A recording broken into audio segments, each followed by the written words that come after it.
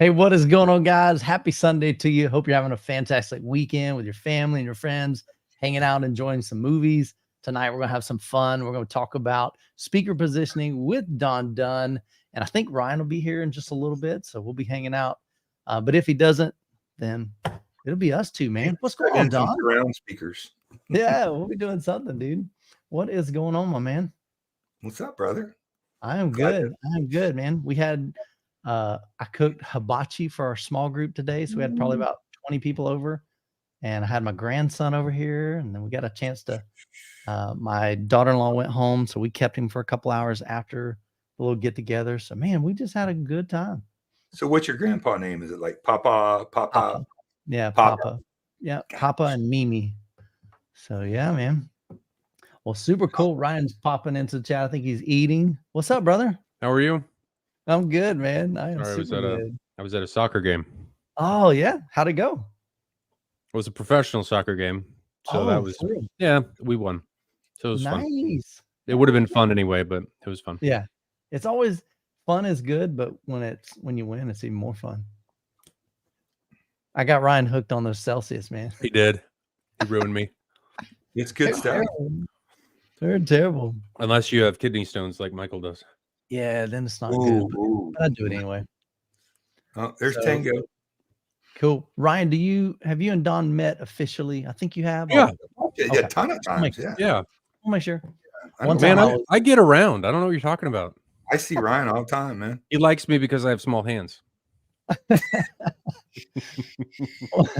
One time I think I was on a live stream and I just assumed that they knew each other and they had no clue. And then they introduced themselves to each other. And I'm like, oh wow, I feel bad. So now I just ask. I try not to make any assumptions. No, Ryan and I run into each other quite a bit. And plus we're a mad VR dealer. So yeah. Ryan, I have the unfortunate pleasure of dealing with Don all the time. You do not have the unfortunate pleasure. No, I don't. You ball-headed hooker. Oh my golly, man. It's gonna go south real quick, guys. Let me say hi to Ryan is warm and loving. That's my favorite thing about it. The love exudes from me. It is. Hey, last week he was all smiles. This week he's all smiles. You just never know, man. Sometimes he's just like it radiates. But you don't know if I'm radiating love or radiation, so you don't know if you're gonna. He's like Clint Eastwood. Exactly. Let me say hi to some folks in the chat, and we'll get right into it, man. K-Man, good to see you. Nicholas. Who else we got? Kevin, Miles, Mark. Good to see you, Mark, man. I know you got some stuff that you're dealing with, so bro, I want you to know I'm praying for you. Joe's in the house. Who else we got? Finster, Gene, Brian. Lots of folks, man. Digital Don AV is in the chat, folks. Yeah, man. That's gonna be my YouTube channel when I finally get it going. Yeah, dude. You need to get it going, man. 100%. I got that nickname in like 2000. A bunch of dudes I work with. They're like Digital Don, because I was the biggest nerd. Yeah. And I was like, oh, do you see the Onkyo, this and that, or the Yamaha gun, blah, blah, blah. And they're like, Digital Don. So I roll with it. Gotta nice, man. Scott's in the chat. Him and Kat. Good to see you, buddy. Appreciate the $5 chat. Always round up, man. I don't say $4.99. So good evening, gentlemen. We got our M-Wave tickets. You did. I saw both of them come in. Appreciate that, man. We're excited that you and Kat are going to be there to hang out with us in June 21st to the 23rd. Wouldn't be anywhere else on a Sunday night than hanging out with you guys. Don, M-Wave. Oh, he's asking you. Oh, yeah. I'm definitely going to make it this year. So one way next year. One way. Yeah. I just had like 37 different places I had to be. That like I can only travel so much, man. Yeah, it's wild, man. So if you guys haven't heard, June 21st through the 23rd, 2024, we've already got tickets. I think this says on sale. So yeah, so I'll update that later. Tickets are on sale now. You can get those on the website, MidwestAVExperience.com. And blast, man. We're gonna do some side-by-side comparisons. Lots of Dolby Atmos full demos. We've got a whole revamped VIP home theater experience. There's probably, I think there's 8 or 9 home theater experiences this year. So that is super cool. Made them a lot more affordable for you guys. So definitely check that out on the website. It's under the Attend tab. And yeah, I'm super pumped about that. So before we jump into the topic, this is more of a personal thing, but I want to share with you. So my daughter, my oldest daughter, Rachel, she is hiking through the Appalachian Trail, and her boyfriend have been hiking 2,200 miles or 300 miles away from completing this thing. They've been on a 5-month journey. I want to show you this, man. I made a big, let me know if you guys can see that. You see that? Wow. So this was them at the beginning. So you can see here 2190.9 miles is the total. And then over here is the completion at, I think it's called I don't know how to pronounce it. Katahdin, I think. Only the ones that complete the trail know how to pronounce it. Yeah, so that's not me. But here's what I did. So I'll zoom in real close. I think you guys will be able to see that, right? The Is that shoes? showing? Yeah, so you got shoes. We got, that's like some of the, I guess, shelters. So they're just out in the open. And this was when they first started. This is kind of more like what a typical shelter is right here. So, but dude, they're having the time of their life, man. I mean, where can you go to just hike through all this crazy water? You'll never forget it. I mean, Dude, this is most amazing. people just can't. You got to do that when you're young, man. Yeah, Most 100%. people don't I mean, get everyone needs to experience this outhouse at least once in their life, you know? But I mean, look at at this. least there's a toilet. Yeah, I mean, look at the scenery, dude. So this is kind of a normal shelter here as well. So, but what I'm showing you is just a big banner. So it's like a 2 foot by 4 foot. I'm sorry, 2 foot tall, 6 foot wide banner. So I'm going to have this printed. I'm going to send this off to the print company tomorrow. That's awesome. So it says, congratulations, Michael and Rachel. I'm going to add their trail names as well in there. I got to figure out where to put that. She's Bumblebee and he is Striker is his trail name. So I guess everybody comes up with trail names. So anyway, just thought I'd share a little personal thing. So I was designing that yesterday and today and trying to put that together for them. So I think that'll be pretty cool. And so we'll have it like ready for them. And, you know, when they come across the, not necessarily finish line, they did what they call a flip flop. So they hiked from Georgia to Virginia. And then because they got a little bit late start, 2-3 weeks later than most people did, they took a train up to New York and then started hiking down back to where they, you know, flip-flopped. So they do that because the trail will physically shut down at a certain point in time. And if you don't make it, it's like, dude, we just spent 5.5 months of our life and we didn't finish. So to make sure they finish, they do a flip-flop and then they can take as long as they need. Plus it gets warmer as you're traveling south versus going north. So, but man, yeah, I don't want to brag, but I actually did the Appalachian bar crawl one time. There you go. Was tough, but we made it 2 nights, man.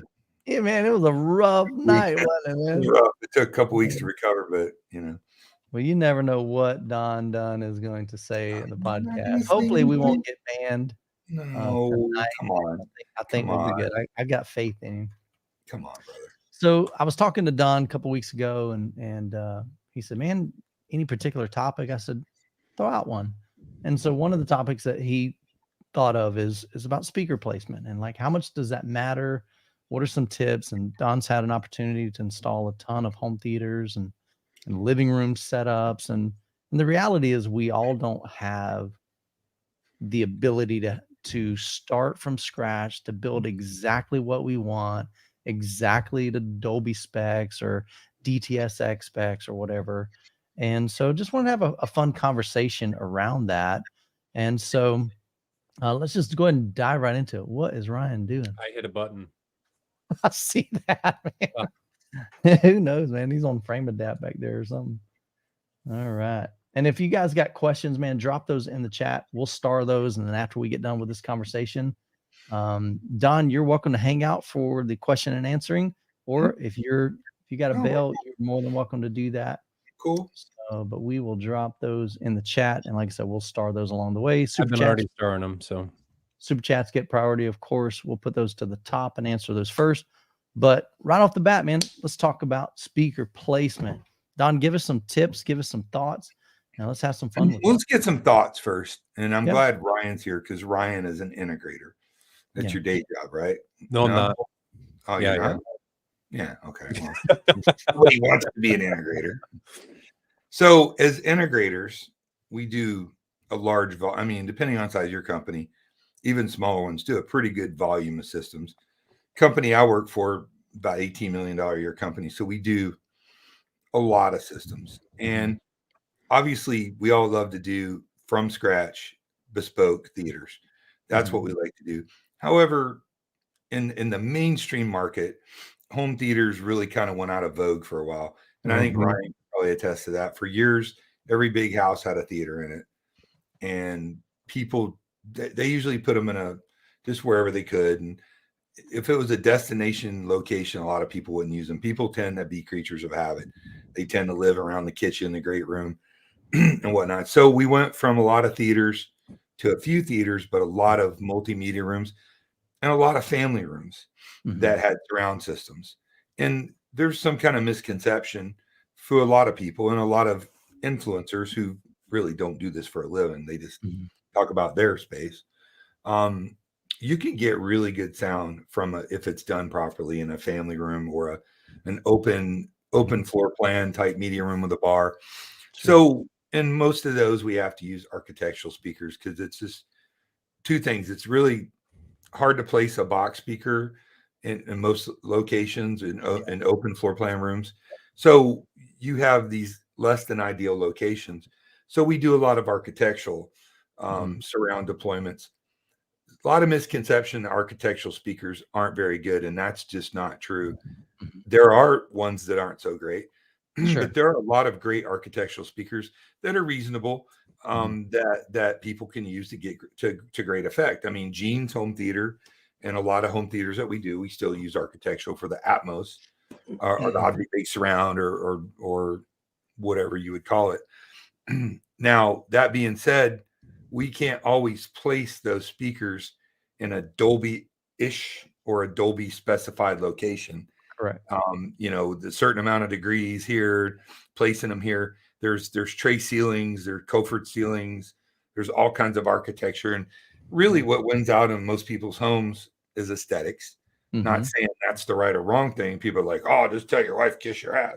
But that's just not the way it is. So what we found is that if we have to move surrounds a little out a little further, a little forward a little further, backwards a little bit more, we still get great Atmos sound and great surround sound from these, especially if you use like a speaker that angles inside or some of the square speakers like Focal and Triad and I think Paradigm and many companies make speakers where it's a box, but the drivers kind of angle inside, even though it's flat on the bottom. And it kind of ticks me off a little bit because a lot of people feel beaten up when they put a system out they're proud of. So we all can't afford per listens or JTRs or whatever that people use. And I think it's unfair that people are kind of chastised or when they go online or they try to get information because their speakers are 10 degrees too wide or forward. And I think it's important. And it's just not the case. A lot of these speakers have a wide dispersion. So you may not have it angled at you, but you're still getting the direct effects of that speaker. And you can adjust it digitally and you can calibrate it and still get fantastic sound. And I just want people to know that. Yeah. I think it's easy for, especially like forums, Facebook groups. It's easy to come down on somebody because, you see a photo and you're like, oh man. And they just immediately dog them because they see a speaker isn't in the optimal position or something like that. And I made the decision probably a couple years ago to make a video on my channel called My Home Theater Has Issues. And the whole purpose of that video is literally to call out the areas of my theater room that aren't perfect. Part of that are my bed layer speakers are not like true bed layer speakers. My side surrounds are mounted probably about maybe 5.5 feet, 5 to 5.5 feet from the bottom. That's not super ideal, but they're angled, and so they're hitting. I mean, they're aimed right at my listening position. I did that because I didn't want somebody walking in to my room and face planting right in front of, and hitting the speaker right in their face. You didn't want them doing what happened in my room? No, Ryan didn't care. He's like, dude, you bang your head all you want. If you mess them up, you're gonna buy me some new speakers, but I don't care about the concussions. You sign the waiver when you come into my house. But I didn't want to do that. So I mounted them a little bit higher. And then my rear surrounds, my surround backs are mounted above the door frame because like when you first walk in the room, you've got a door right there, a double door. And so I couldn't mount it. I didn't want to mount it on the door. I thought that'd be kind of weird, but even though I've seen guys do that, and they've done it, Grant in Kansas City, it did that. And I'm like, dude, that's pretty awesome. I just didn't do that. I didn't want it slamming up against the wall. So I had to make some compromises, but here's the crazy thing. When I go in there and I watch a movie, dude, I'm grinning ear to ear. I'm loving what I'm experiencing. Don't let him lie to you. He hates the whole thing. And when I have guests over other than Ryan, they enjoy themselves. When I was there, we didn't even get to turn it on. Let's not even start. Yeah, so, but they listen to this, and a lot of people, they're either in the hobby and they're like, man, I haven't heard anybody's system other than mine, or I haven't heard Dolby Atmos. And so they come in and they're like, holy cow, this was so immersive. I really enjoyed myself. And to me, that's what really matters. Yes. Do you want to get it as close to spec as possible? 100%. But there are times that you can't do that. And when you can't do that, don't beat yourself up. Get it the best you can, and then just sit back and enjoy it. And I think you're right. I don't think it absolutely. The good thing too is we have angles, and it's a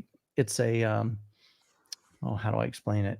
It's not a set. You've got to have this at 90 degrees. They'll say, okay, from 90 to 110 degrees.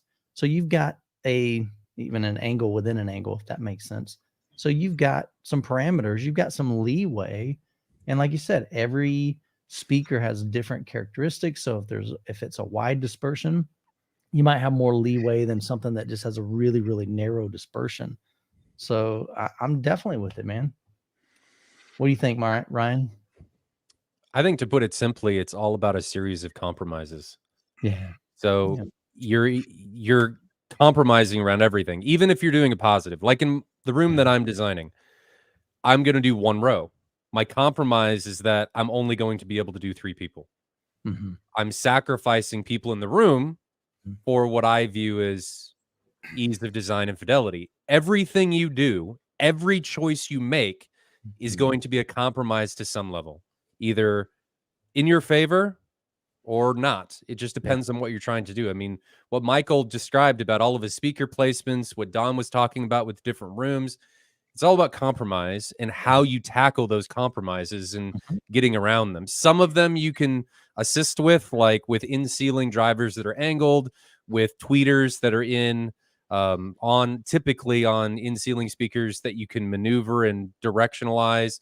There's always things that you could do to try and fix that. But at the end of the day, they're always compromises, because you could do something in a better capacity, but it would cause a compromise in some other scenario or some other pathway. So you just need to decide, when you're designing and trying to build out a theater, what your end goal is. What are you trying to accomplish? And then build around that and try and figure out what compromises am I comfortable making in order to get to said end goal. Yeah. And then if you're not comfortable with doing that, you got to find a kludge or some way to fix it. That's how there's always compromises. Always. Can I take you guys down a little rabbit hole real quick, if you don't mind? So let's think about, most people go to real big cinemas, right? Movie theaters. When you go to a movie theater, you have your mains and usually your subwoofers behind the screen, correct? And then you have a series of speakers that kind of angle up to follow the row. And then you have a certain amount of Atmos speakers if you go to one of the digital theaters that you have.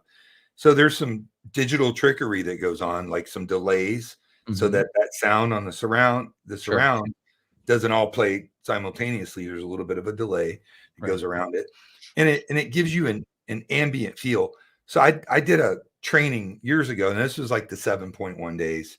So it was a little different before object-based surround and Atmos came out. But I'm trying to remember the trainer. I'm having an old man moment, but I'm telling you, he talked about perception and spatial perception and how we actually hear sound, and how you don't want to put surround speakers right at your ear. You want your surround speakers to be raised higher and to reflect a little bit and diffuse a little bit in the back of the room. Because years ago, I don't know how long you've done it, Ryan, but we used to do the whisper walls where we would put the material and then we would kind of put acoustically, we'd make panels ourselves, and they got like tracks that go in them and you put the sound in it. So we made a lot of overly dead rooms.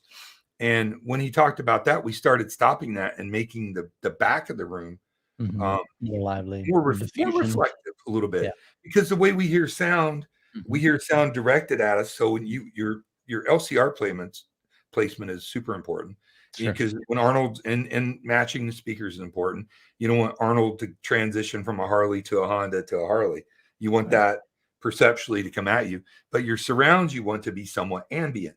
And the perception is you have to put these speakers in a certain spot so you hear it from here to here. But as that sound is moving, it's going to go from a speaker 6 or 8 or 10 feet to another speaker. You want that to have a little reflectiveness and a little bit of ambient sound, so that when you're on a deck of a pirate ship, you hear the wind. Or I was doing the demo from what is that Western with the best gunfight scene in it? I'll think of it in a minute. But I could hear the wind in between the gunshots and stuff. You want to hear the sails on a pirate ship or an airport, or a helicopter flying over, like in the real world, that would reflect off rocks and buildings and houses. So you want some ambience coming on that. And I just translated that to Atmos.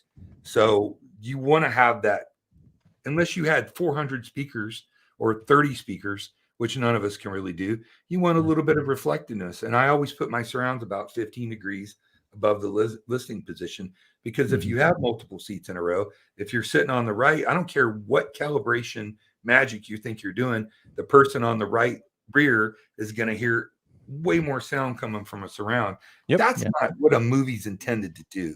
And that's what people out here pimping on the internet, because they read a couple Dolby documents, they spent a lot of time online, they built a room, and now they're home theater experts. You know, that's all I'm saying is, you mean Joe Schmo with his 5.1 active soundbar and wireless subwoofer isn't no, I'm talking about influencers. You're out here telling everybody what they need to be doing. And how many theaters have you done, bro? Like, how many environments and rooms and different types of speakers and calibrations and whatnot? So Open Range. Thank you, Jonathan. That is exactly the movie I was talking about. If you haven't watched the gunfight at the end of Open Range, you haven't really heard the best demo out there. Have you? That's a good one. I haven't heard it. Nope. You haven't? No. As soon as we get off here tonight, go watch the gunfight at the end of Open Range. Open Range. Right. Rank it up. I think it actually won awards for sound mixing or sound editing. It's the best gunfight scene you'll ever hear. It's amazing. But my point is that, do we want to enjoy this movie experience? And if our Atmos speakers can't be, the certain degree that I can't off the top of my head, I don't even pay attention to that much anymore, because it's not that important, because speakers have a pretty wide dispersion. So you're going to hear that sound directly from the speaker. If it's 5 degrees to the left, are you spatially going to really know it's 5 degrees to the left? And you want to hear that not just directly at your ear, but you want to hear that bounce off the sidewall and off the back wall. The things that we don't want for our LCRs, we want for our surrounds, is my point. And you could disagree with me all you want, but I'm telling you from experience, I've heard them in all kinds of configurations, even in open floor plan rooms. It sounds pretty amazing. Like Gene's house, his setup with the Perlis and the Paradigm and ceilings sounds awesome. Is it as good as his formal theater that I designed? No, but it's pretty compromise. It's a compromise. Ryan nailed it, and he knows that. Yeah. So Aloha disagrees. Oh no, it is that important. Oh, well, it's not. So you can disagree all you want. I think you could, to some level, depending on the speaker, you're chasing percentage points. Right. I mean, at some level, yes, technically, could it be better? Sure. But how much are you willing to sacrifice to do that? I mean, at what point is enough? And this is what people, I think, get caught up on when they start chasing the rabbit in different capacities, is at what point are you satisfied? With me, I'm never satisfied. I mean, give what I'm doing with my theater redesign. None of us are ever satisfied. It's a sickness, in my opinion, with myself, and I freely admit that. Right. But people need to establish, like what I was talking about with the rooms, you got to figure out what status quo am I trying to meet, and then what compromises am I willing to make? Most people are not willing to put a speaker in the exact spot that Dolby says it should be. Now, Dolby does give you a range, and theoretically that should be ideal, but are your ears able to disseminate or differentiate between that and something that is off axis?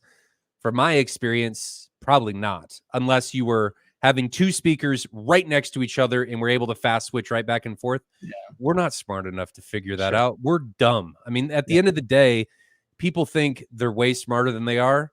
Humans think they're way smarter than they are, and we're just sacks full of meat at the end of the day. And if you don't know what you don't know, and if you don't have the direct reference, be happy. So I think this was a good point here. So everyone, Drop Zone says my theater name.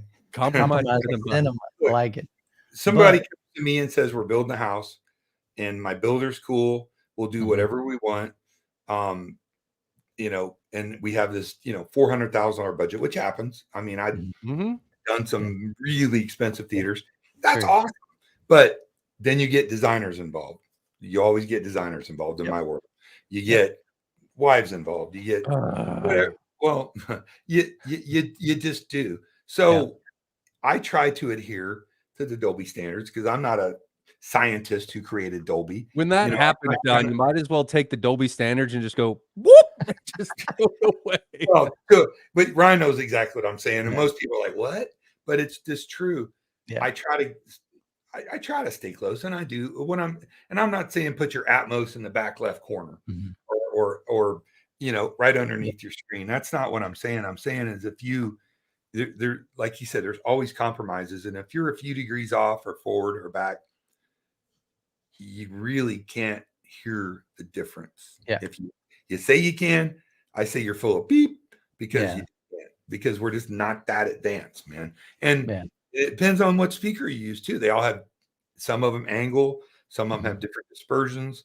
You know, Michael, like you said, you can't, your room's not the Dolby standard, but you said every time you go in there, you got a smile on your face. Absolutely, you know, you bring up a good point about the different types of speakers. If you were off a few degrees with what's in my room, you'd probably tell.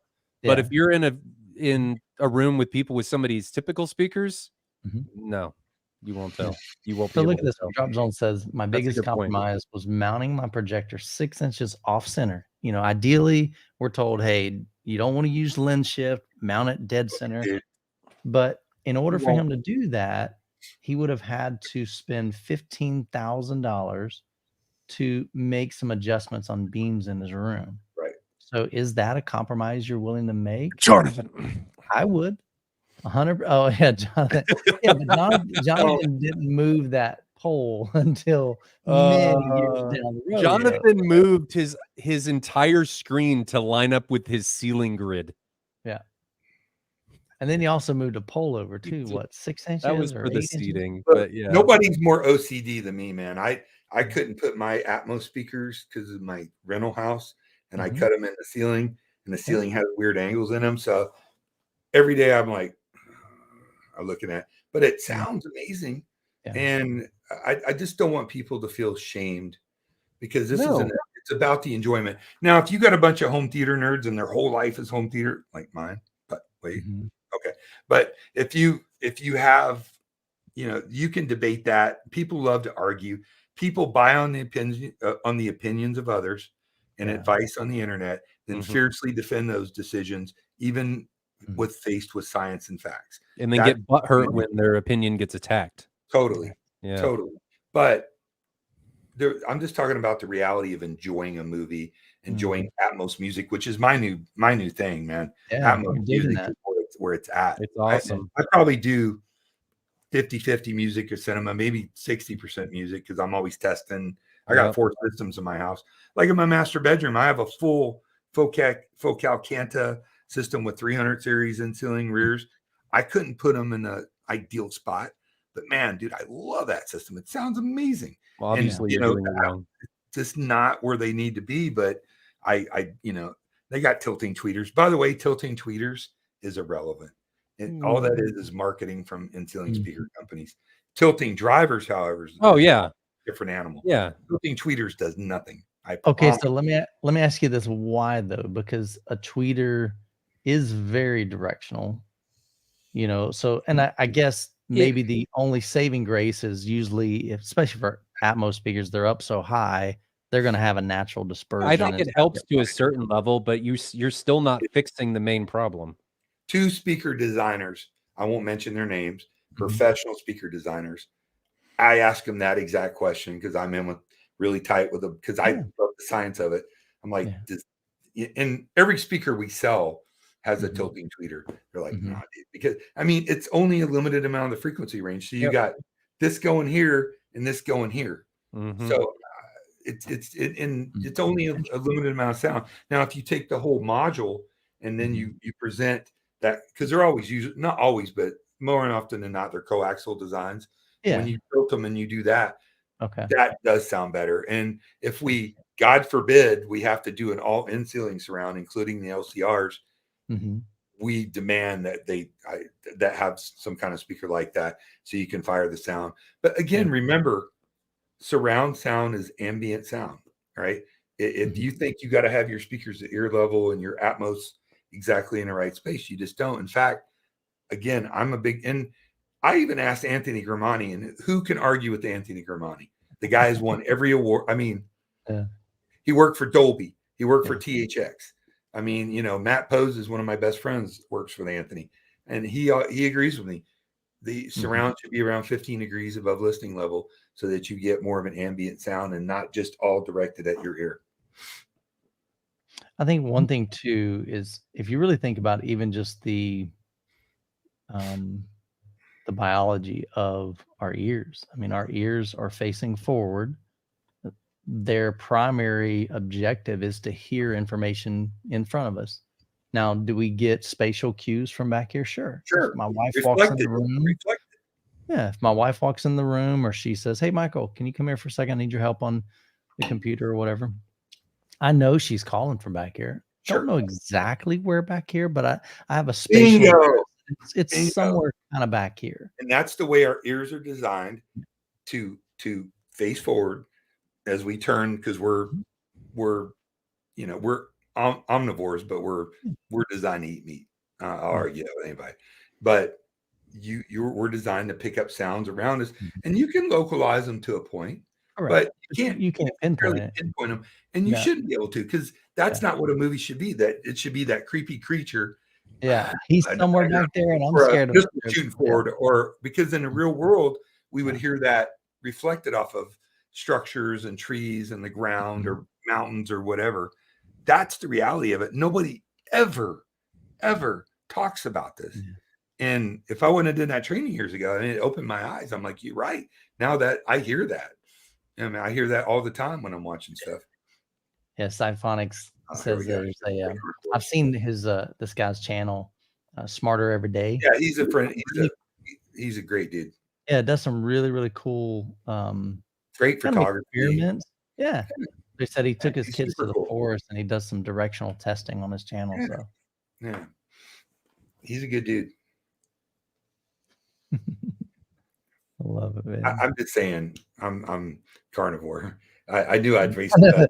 I love vegetables too, but I'm just saying our eyes are forward, and in nature, look at all plant eaters, their eyes are on the side. They don't have that forward directional. I had some steak today, man. I'm down. Well, not only that, but look at our pupil design and compare it to like a hawk or a falcon. It's very similar. Look at our teeth. We got wolf teeth. I mean, I don't want to get in that scientific debate about it. You're already here, dude. Your trails are always the way we perceive sound. Yeah, is if your surrounds are ambient, right? Yeah. And if they're off a little bit, and you're not overly deadened your room, which a lot of people do, right? Now, I like to deaden the back of a room on all my jobs because that slap echo is the second most important thing you want to control. I have now in an audio system, it might be a little different because you want that expanded, you got 2 speakers and you're trying to do the best with you can. But I like to deaden to kill the slap echo in the back, and I like to control the first reflections. Yeah, which I think are very important. 100%. Some people might disagree, but interesting that you say that you try to kill all reflection in the back of the room. A lot of people try to diffuse on that back wall, and again, that's a different design. Well, you can do that, and again, that boils down to how far back from your rear listening position. Most theaters, you don't have a ton of space between the back wall because you're trying to fit seats in. So, do you want to have that sound go past your first row or your head, hit a surface, and then hopefully diffuse, but you're still going to get a lot of that in that back row or even in the front row. So I try to deaden the back. Now sometimes I do a blend, or I do a combination diffuser / absorber, which they exist. But I think it sounds better when the back wall is diffused quite a bit, not overly, or not diffused, deadened, but not overly deadened. On the side walls, man, put your posters there or put a couple diffusers there. You should cover about 50 to 60% of your room, and that's from Grimani or in your room. But if you got posters and things you want to show, I think that's more okay in the back of it. The front, first reflection, and behind the screen and whatnot, I think should be deadened. Yeah, that's something I still want to do in my room. I want to eliminate any reflections inside my screen or like inside the cabinet, but it's a matter of time, man. I'm so worried, or not worried, but I'm working on so many other things that it's just taking a back seat for many, many, many years. And then we bring in the whole calibration gorilla, right? So that calibration thing is something that's talked about a lot. I'm a huge proponent of calibration. I'm not a huge proponent of plug and play calibration. No. Right? If you plug and play calibrate a room, I don't care if it's Dirac or whatever, it's not going to be right. Yep. And sorry. Oh, I was just going to say, prime example. I was calibrating in my living room just, I think, yesterday or maybe the day before. And even just as simple as doing a level test just to see. So I use a SPL meter to verify. Totally off. They're way off. Yeah, they're always way off. Yeah. And so people want to argue with me and get mad at me about that. So I would say use that plug and play calibration as a starting point. Because a microphone can hear things that the human ear can't. But I always go back and adjust.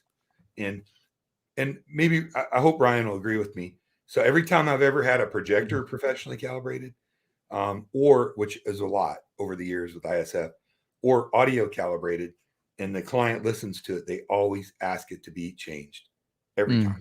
Yeah. Every time. They want a brighter picture because calibrating it to ISF standards is too dark. Yeah, it does. It's the reality. And they always want to hear more surrounds and more bass. Always.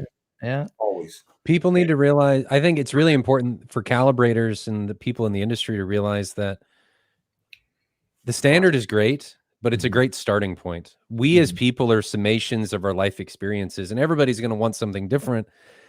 They're not more than likely going to want what the standard says. I mean, look at what big box stores do. They have all got their TVs on torch mode because that's what people want to see. Well, because they're like moths to a flame. Yes, we like blue. That is a fact.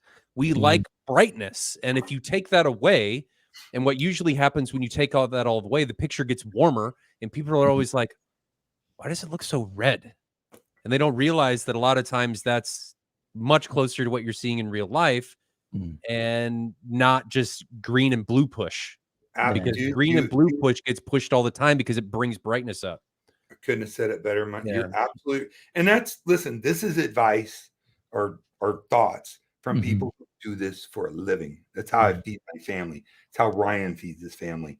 And it's just articulating these experiences to you guys so you understand. If you hire a calibrator and go, oh, that's great. Most people don't, because most people aren't home theater enthusiasts necessarily that we do the work for. Somebody said, yes, I like to have the surrounds hot, a few dBs. I enjoy it more. Yeah, I just do. I like to have the subwoofers a little hot because I like bass. Yeah, mine are flat. What's that? His curve does this. Like a wall. And Audioholics, they call it the Dynamis curve because I like not too much bass, like where it's annoying, but I like the impact, and I like my video displays to be a little bit brighter. I mean, retina melting is how I put it. Not retina melting, not Best Buy showroom bright. No. I still remember seeing that Christie. It was at 50% brightness on a massive screen. 300 and nits. Every time Lucy would just go solid white, like, dang. I mean, know. just It hit the 500 eyes. nits at 75% on a 200+ inch screen. Yeah, It was we're crazy. talking the price of a really high-end car. Yeah, but still, going back to the sound and calibration, I've got YPOW, I've got Odyssey, I've got Dirac.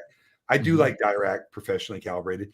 And Matt Poe's one of my best friends, and we just did pretty much one of the biggest home theaters in America with the Trenov 32 altitude with the 32 channel add-on to it, all active speaker system.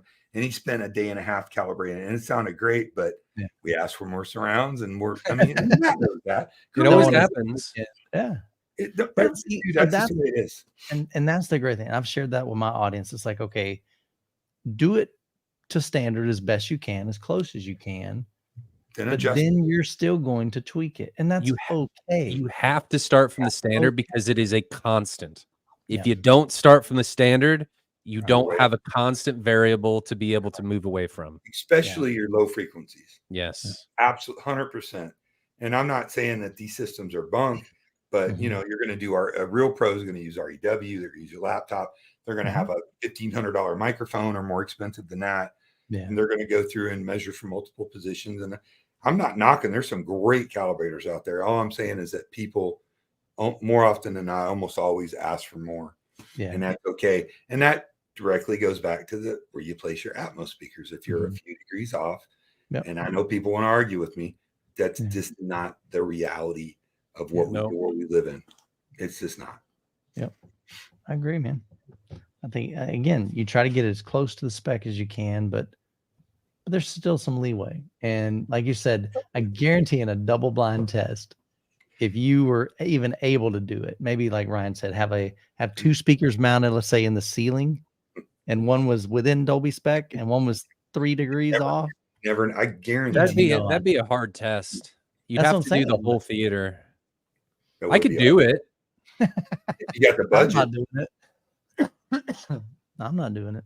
Well, I'm just thinking through it. Like with M-Wave next year, you could do it. You wouldn't have to do the whole theater. You could do like the whole theater setup, and then you could have 2 pairs of speakers that you could switch between for like and see if people can tell. Yeah, you can definitely. I mean, your ears facing forward can absolutely tell. Yeah, depending on the type of speaker. Like we found out with my Martin Logans that people can hear a change of down to the 100th of a millisecond for delay and being able to differentiate a center image moving. So you could tell there. Now I'm going against myself here. Could you compensate for that with toe and angle, DB, and EQ? You could probably compensate for that, the positioning in that way. Yeah, calibrating a Martin Logan electrostats like trigonometry. Sometimes you just give up and be like, good enough. Yeah, dude. I've sold. Just turn it up more. Years. I've owned 2 pair of them, and when you're in the spot, it's great. There's no other speaker in the planet that can match the magic that they produce on certain music, not Metallica, but certain music. But man, dude, you move your head 2 inches and it changes. Yeah, you're like, wait. It went from James Hetfield to Stills and Nash. What? Yeah.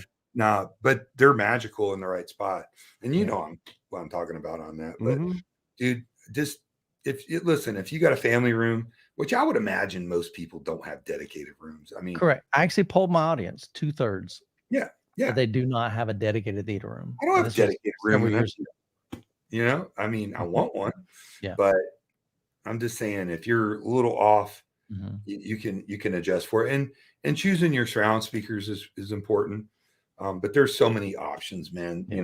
Focal, Paradigm, Kef. I mean, a lot of companies make great architectural speakers that have some flexibility. Triad actually, and Focal too and DefTech makes the square speakers where you got your 2 mid bass drivers and a tweeter kind of angled out and whatnot that are designed like that. So, and I'm going to say something that maybe get me in trouble.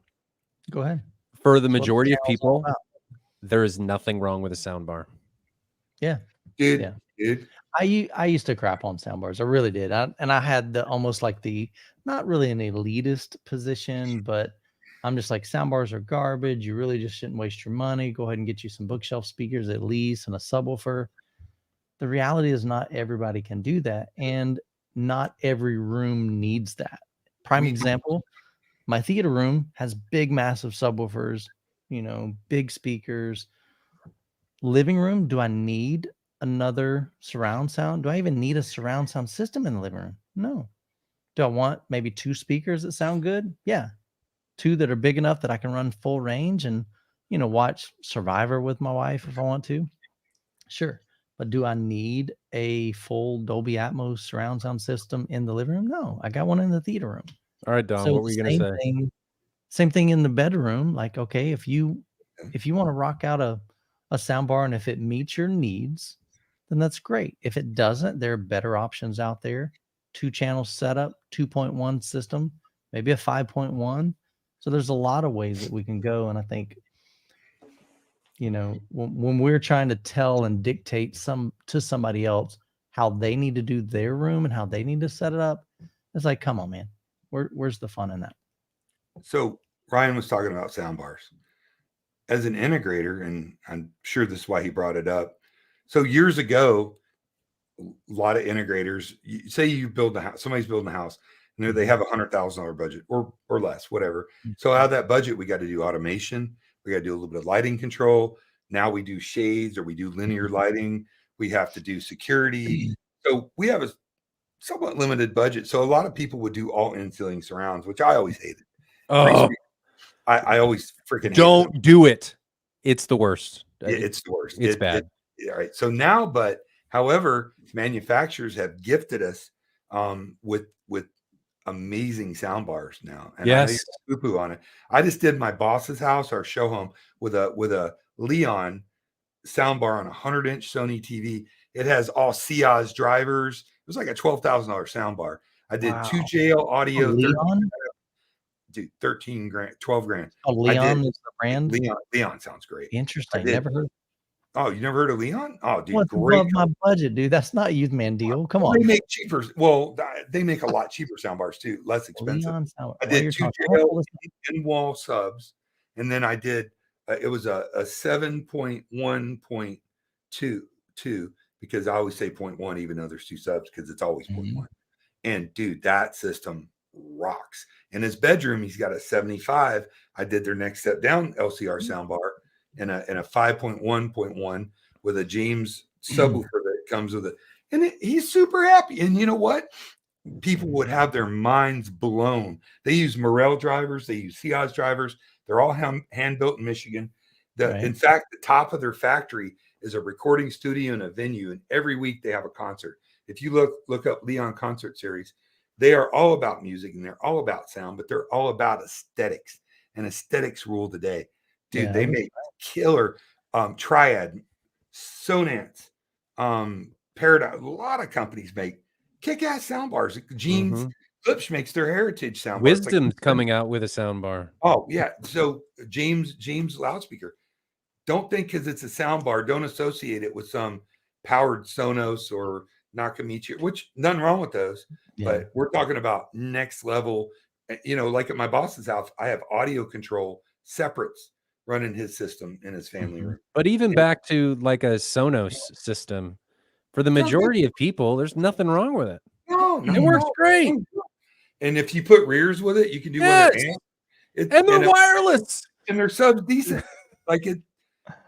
I don't want to. Nobody puts baby in a corner, but I'm telling you, for 90% of people, that's kick ass. They're like, oh my God, this sounds great. But let's be truthful though. The people that are in this chat, I mean, we've got 177 watching this.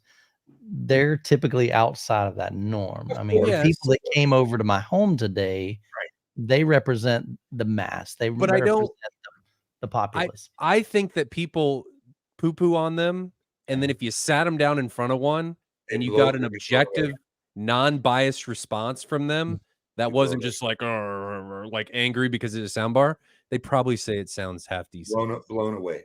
Well, I think part of it though is we've had so many bad sound bars along the way too. And let's years ago, but that's like most DACs sound bar with most people don't even know they exist because they never go to that part of the website where they show these kick-ass sound bars that dude, listen, you see my speakers. I mean, my speakers are 5, they're taller than my girlfriend.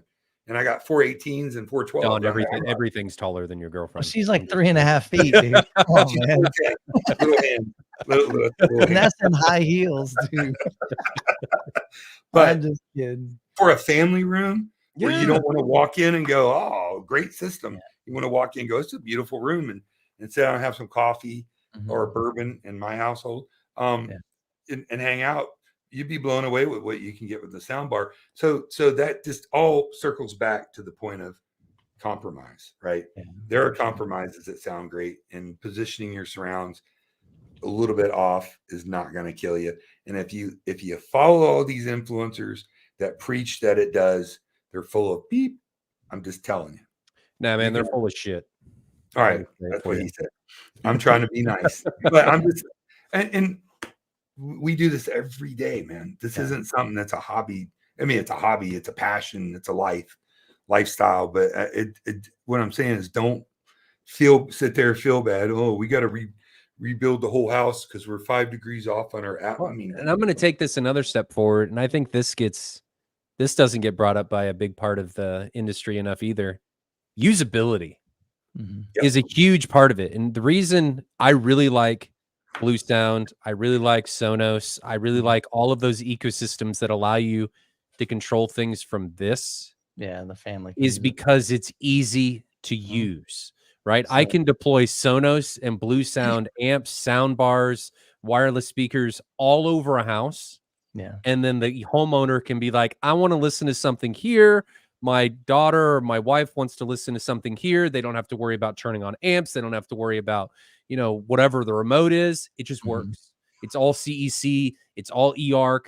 They don't have to worry about all of this stuff just sometimes working, sometimes not working. Because you know what happens when that happens? They don't use it. Right. Well, and Jessica nailed it. So in Florida, so I do a lot of really expensive houses in Florida because we're on the coast, Sarasota, Tampa. I do a lot of Sonos, and here's why. Just exactly what Ryan said. A couple of reasons. I got a client right now. It's building a $12 million house. I got a pretty healthy budget, but I know he's not going to live there all the time. It's going to be kind of a part of the time of the year. I'm gauging my system. I'm doing a Sonos architecture, Sonos amps, powering speakers, or Blue Sound, same thing. I think the Sonos is cool because they got a few more options like for surround and whatnot. But when he comes back into town, I'm not going to get a service call because his receiver won't turn off. It won't switch because it's in another room. That Sonos always works. That Blue Sound always works. And he'll love the sound of it. I'm not even going to try to sell him something because I think it's better. I'm trying to put a system in that the client will love, and he'll play his music and he'll love it. He'll be happy. He's got bass. You got to design it to the client and the system. But I think we're digressing a little bit on this, but it's all good. Maybe it's a part of a bigger picture, Mike, that you don't have to be perfect. You know, if I had my druthers, I would do nothing but theaters, and I would do, big GTR, RTJ, Ascendo, per listen, because that's what I like, big hours in the living room. But people are happy, with the things that they get. And oh, we got Joey in the house. Look at there, man. Joey Peacock, my man. Oh, so you only show up when Don's here? What's up, Joey? Love you too, buddy. Actually, Joey talks about our stream all the time. He lurks a lot. Yeah, Joey is we share a passion for old theaters because Tampa has. Have you ever been to Tampa Theater, Mike? I have not. Dude, Tampa Theater. You have to go see something at the Tampa Theater downtown Tampa. It's one of the top 10 theaters. I always go to Brandon. It's the Tampa Theater. It's like they have plays and shows and old movies. It's just it's an experience. Take your wife down, have dinner. Anytime we see something, we go to. Yeah. So, but I mean, I guess the point of all this is don't beat yourself up if you can't keep up with the Joneses. If some 100%. random influencer out there is chastising everybody that doesn't have their Dolby Atmos surround speakers or their surrounds at a certain level. What's up with that? What do you say? I love it. Big That love. was funny. What? That No, was you good. were Ron talking was about like, random influencer chastising, and I pointed he's at like, Michael. he points at me. You don't chastise anybody. No, he doesn't. He's the nicest guy in the business. People just need to get off their soapbox a lot of times. And I've seen in chat that some people are saying, "Oh, well, soundbars aren't as good for two channel." No, they're not. But it's a compromise. Yeah, that's what this all is. Everything is a compromise. It's I'm probably going to go back to a soundbar in my living room because speakers are great. Yeah, but they're annoying because they're huge, and I don't want them in my living room. MSG Spear. No, I have not been in an MSG Spear. Want to? Oh yeah, that thing looks man, cool. dude. I'm telling you, what are you going to use for a soundbar, Ryan? I don't know yet. Something. The Logan soundbars. They don't make them anymore. Oh, they quit making it? No, they don't make them anymore. Yeah, I had one. It was decent. I'm probably gonna go to a Blue Sound soundbar. Is probably what I'll do. Just because it interfaces so well with the ecosystem. With the different sub, though, their sub's not very great. Yeah, but a lot of times they integrate well with the wireless sub, or I can put a port in or something. It's easy. I just like the Blue. I think the Blue Sound app, and as an influencer, I've got Cambridge Audio's app, Names app, Hios, Yamaha's, all of them, and Blue Sound app is my absolute favorite. Especially they just updated the redesign. Yeah, you like Blue Sound better than Sonos? I do. Yes, I love their app, dude. Love their app. So the other benefit to Blue Sound is they're integrated with all of Lenbrook's products. So NAD, which Dolly, is really nice. Dolly and PSB. I don't think they actually have anything, but NAD especially. It's all integrated. So if you plug one of those things in, it's on the Blue Sound OS, and it automatically integrates everywhere. So I've got the NAD T778 in my bedroom, and it's got the integrated. Dude, I love the amp. I mean, the HDMI is a little wonky. I won't lie. But overall, the NAD T778 is a great, and all the NAD stuff's great. It just works well. I use a lot of the Blue Sound power nodes just to power two-channel stuff. Like it's powering my Martin Logan F200s in my living room. And it does great. People are like, "Oh, it's not good enough." Dude, whatever, man. You know, all that matters is what you like. Yeah, that Blue. So whenever I have a friend come to me and go, "Hey, dude, I need some sound." You know, they're not big money people because I'm a broke bitch. You know what I mean? But sorry. But did I do it, Michael? I'm sorry. Oh, but you done it the whole show. It's all good. You know, well, I never really get to keep a lot of stuff because it all comes and goes. But I always recommend they buy that Blue Sound power node to power like speakers outside and whatnot. And every one of them's like, dude, this is the greatest thing ever, man. I love it. It's great. It just works. What I always challenge people to do is they're always like, "Oh, the Blue Sound, the power node's not good enough." I'm like, well, what do you use? And they give me something ridiculous, and then I tell them, "Well, come bring what you got. We'll blind A/B them right next to the Blue Sound and see if you can tell me the difference." Like, "Oh, I've done that a million times. I'll be able to tell them. Well, come and do it." Nah, all right, I don't need to do that anymore. So a lot of people in this influencer, YouTube-y, whatever realm are full of shit. A lot of them. I think it's people don't like me because I speak my mind, but dude, I'm speaking from a position of authority. This is what I do every day, and I've done it for 30 some years. Most of them aren't even I've been in business longer than they've been alive. Not saying obviously you've been doing it wrong for 30 years. Well, I might have been doing it wrong for 30, probably, but I made my share of mistakes. You can bet your. Oh yeah, but that's where you learn is from those. And I still learn all the time. There's some people way smarter than me in this industry. Germani. Matt Pose, man, you should have him on one night. That dude is a freaking savant, dude. Like, I mean, this is the first time ever in the AV podcast or the AV Experience podcast that I haven't been the smartest person in the room. When? Well, when you had Pose on? You're way smarter than me. You're making a living online, dude. I mean, I'm totally kidding, Don. I'm still selling stereos, man. That was funny, dude. I had to throw that in. Don's still selling 8-tracks. Dude, I sold mini disc. I could tell you everything there was to know about VCRs.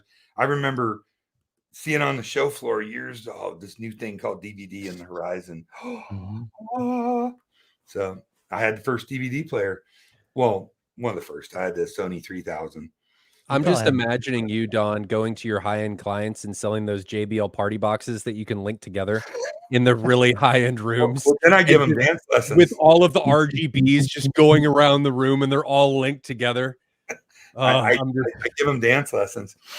I like to have fun with this business, dude. I mean, I like when I hang out with all the people here seem really cool on the stream. Love Ryan, even though resting bitch face Ryan.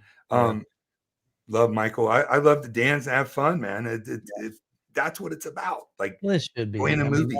Yeah, the reality is at the end of the day, it's about people, it's about relationships. I share that all the time on my channel. It's like it's about you guys in the chat. It really, really is. The gear's fun and the gear's what we all kind of rally around. But at the end of the day, if it's just me with the gear, that's pretty boring. It's like I want to share that passion with somebody else. Like, remember Casey over in Sefner? Casey. Well, I was over Casey's house last week. I shot over there just to hang out with him and listen to his subs. He got Kaleidoscapes. He's got the Mad VR. Dude, his video with that JVC he's got, I don't know what model it is, but damn, dude, that he has. I think he has the NZ9 with the dope with the Paladin lens. Yeah, he's got the anamorphic lens. He's got Mad VR. Ryan spent time with him. He loves a Kaleidoscape. He's like, do you regret buying it? He's like, hell no. Yeah. He texted me today. He's like, dude, I just got Star Wars downloaded. Come over. That's the enthusiasm I love. Yeah, he's a good dude, man. I love him. Great dude. He's supposed to be trying to get kind of organize a Florida home theater group so that we can start doing what they're doing in Kansas City. Well, I'm gonna have him over to listen to my subs. So he's gonna throw rocks at his subs after that. That's all I'm saying. With my JTR or TJs. There you go. Yeah, but yeah, there's a lot of. Have I built any celebrity theaters? I built several celebrity theaters, but I can't really. Every time we do a celebrity, even Michael knows I'm doing one right now. I'm under NDA until the TV show. Until the TV show hits about it, I can't talk about it. Oh, yes, I have done. Yeah, I'm in quite a few of them for Mad VR and stuff too. So it's. I can't talk about it. No. Yeah, I've been in conversation with Brett Borkest, and so he's real close with Anthony Grimani, and Grimani's done some amazing theaters. But the problem is a lot of those are NDA, so we can't film them. No, and then you know what? That really sucks because you're like, that would be so much fun, man. You want to talk about it because you spent years of your life on it, and you're like, damn. At least I got one that's coming on a TV show. When the TV show hits, safety's off. I can talk about this crazy thing. Have you built one for Snoop Dogg? No, but I wish I would. There's a heavy hitter companies in California, New York, some in Chicago, Florida, South Florida, and Colorado, like Breckenridge or Colorado Springs or some of the areas. I mean, there's some heavy hitters. Did you design the new Barbie home theater? Who told you? Barbie home theater. It's all pink chair. I design whatever you want. Speakers. You can write a check, fat check. Pink woofers.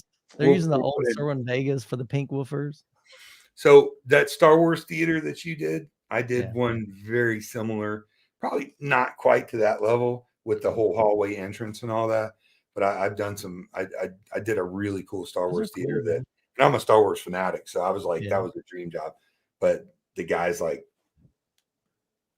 no talking, and Ryan can attest to this. You don't normally deal with the client; you deal with their handlers. Mm-hmm. You don't deal with their agents and their handlers and the people, the designers, and all that. So. Yeah, most people don't get a chance to talk to me. They talk to my handler, which is Jessica. She doesn't. She handles everything. I'm honored that you answer my text to do that. Do, man. Just listen, man. Just don't beat yourself up. don't let other, and I guess that was the gist of everything. Is and Ryan summed it up best in 120% accuracy. It's all about compromises. Compromise is not a bad word. It's just, it is what it is. Yeah. Cool. Well, let's jump into some questions here. You guys got a lot of questions. We got those starred, and if you got some more, keep them coming. Says Don needs to get Michael a foot in the door to review some celebrity theaters. That'd be we insane. talked about it. Yeah. It will come. They come up, but the problem is getting them Don can afford orchestrated. me, though. So we did the third largest house in America. It's in Tampa, and I'm trying to get Michael in there when they give me the ability to do that. We did the theater. Tell them write a big check. I'll come over. I'll bring all my equipment, everything. They want you to write a check, dude. These people don't play. I ain't write a check. I'll use You're like, have you seen my analytics? Have you seen my little 3,000 view videos? No, dude. You become a major player in this game through sheer great personality and not being judgmental and not trying to flex nuts that you're the expert on everything, and I respect that. Yeah, that's definitely not me, man. It's not my heart. You guys know in the chat. You've watched me over the past 6 years, and I want to celebrate everybody. I really do. If you've got a sound bar, man, I want to be your biggest fan and go, man, rock it out. If you've got a huge $1 million Star Wars home theater, I want to celebrate that too. Oh yeah, me too. And anything in between, you know, I want to. That Atlanta home theater up there, man. Those guys are killing it. Yeah. That showroom. Yeah, that's phenomenal. It's unbelievable. Unbelievable. Yep. I'm going to get with Casey about this home theater group up here. Yeah, that's a great idea. I'd really love to get that started, man. Like I said, I'll open up my home, and I just can't be the guy to coordinate that and follow up with people and say, hey, who's doing it this month? And I just don't. Degenerate baby. I don't know if that's a compliment or not, man. You got the same haircut. Yeah, thanks. I got the same chest size too, I think. Oh, no, that's not nice. That's why we have Ryan to balance out Michael's joy and optimism. Exactly. That's for sure. Ryan, you just won the Mega Ball lottery for $200 million. Yeah, that's cool. He's like, this is my exciting face. Yeah. Ryan's like, crap, I got to pay a ton in taxes on that. Oh, let's jump into them. So before we jump into those, if you guys are enjoying the content, if you enjoy the videos, click the little likey button down there, and we'll continue, man. Let's have some fun. Jeff says, hey, Youth Man, what is the best inexpensive powered sub to complement a Vizio 200 soundbar? Talking about soundbars. And have you got any lying around that you want to get rid of? I don't have any subs lying around. So what could he integrate with the soundbar? So RSL? certain soundbars have certain features. If a sub output, the little RSL. That was going to be my suggestion. Like a speed woofer, you're thinking? Yeah, dude, those things are dope for the money. I'm gonna grab a drink real quick. We drinking? I mean something different with me. SVS. Look, some people poo-poo on SVS. I think SVS is a great brand. I've got two SB3000s in my bedroom, and they're killer subs. Killer subs. I replaced JL audio with them, not on purpose. I just happened to get a deal selling the JLs, but I didn't feel like that the SB 3000, and I had JBL the what's their middle series, the 12, the E112s. They were definitely better subs, but they weren't exponentially better. So they weren't three times they weren't three times the money different on it. So SVS, RSL, man. RSL would be my recommendation for getting in there. What flavor is that? This is it's the only one to drink, man. It's the you guys haven't tried it. I'm not sponsored by Celsius, but Celsius, if you want to sponsor the channel. What? Which one's that? Vibe. Yeah. It's just real fruity. It's got pineapple, a little bit of everything, but I like it. Good. Shout out to Ryan. I bought equipment from him. He has the best price and is concerned about your needs. Awesome, man. Appreciate the kind words there. He does all right. He does all right. Sometimes. MW asked a bunch of people about Ascendo versus JTR subs, and they all say Ascendo is a setup. Have you Step guys up. had the same experience? Oh, it's What a does that setup. mean? I think he meant it's a step up. Oh, I'm like a setup. I don't know. Maybe it's a setup. It's a step up. I don't know. I've never done a direct A/B comparison, so I don't have an answer for that. Don, do you have a? What's that? Ascendo versus JTR. Well, yes, I have an opinion on that. What do you think? That's a tough one. JTR is a better value. Yes. A much better value. Ascendo makes great products. Jeffrey's a genius. But Yes. you know, an Ascendo 24-inch infrasonic sub is about $22,000, which you can get the 4,000 from JTR, which is going to give you similar infrasonic performance for a third, quarter, Yeah. 5,300. Yeah, like the Ascendo 18s are $11,000, $12,000. I mean, look, they're great, but you know, all day long the JTR is a better value. Now, I do want to preface that conversation with JTR is manufactured direct and Ascendo is through a dealer network. No, totally. So there is a, and I know Joey's got a big relationship. I love Ascendo. We're an Ascendo dealer. I'm an Ascendo dealer. I've got two 18s and a 24 in my warehouse right now. What'd you say? Just Michael's not an Ascendo dealer. What a loser! I just feel left out, man. Sometimes so good. I mean, dude, they're both world. I mean, the golden triangle, the holy trinity of subs. Sorry, Michael. Is Per Listen, Ascendo, and JTR. RTJ. Yep. Those would be the top three. You can argue with that all day long, but I've heard everything. Almost. What were the three? Per Listen, Ascendo, and JTR. RTJ. Now, what's the most affordable of all those? JTR, RTJ. Yep. Like by a wide margin. Yep. Yeah.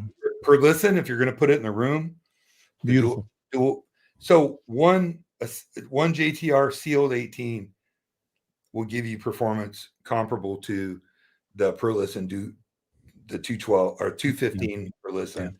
Yeah. Mm-hmm. It'll play a little bit louder, play a little bit lower, and it's ugly as shit. Yeah. I mean, no offense to Jeff, but I mean, it looks like I wouldn't say it's as ugly as some things could be. Yeah. But the orbit shifter probably is, the child that. Yeah, you're right. Right. The orbit shifter. Well, dude, the driver that Jeff uses it is phenomenal.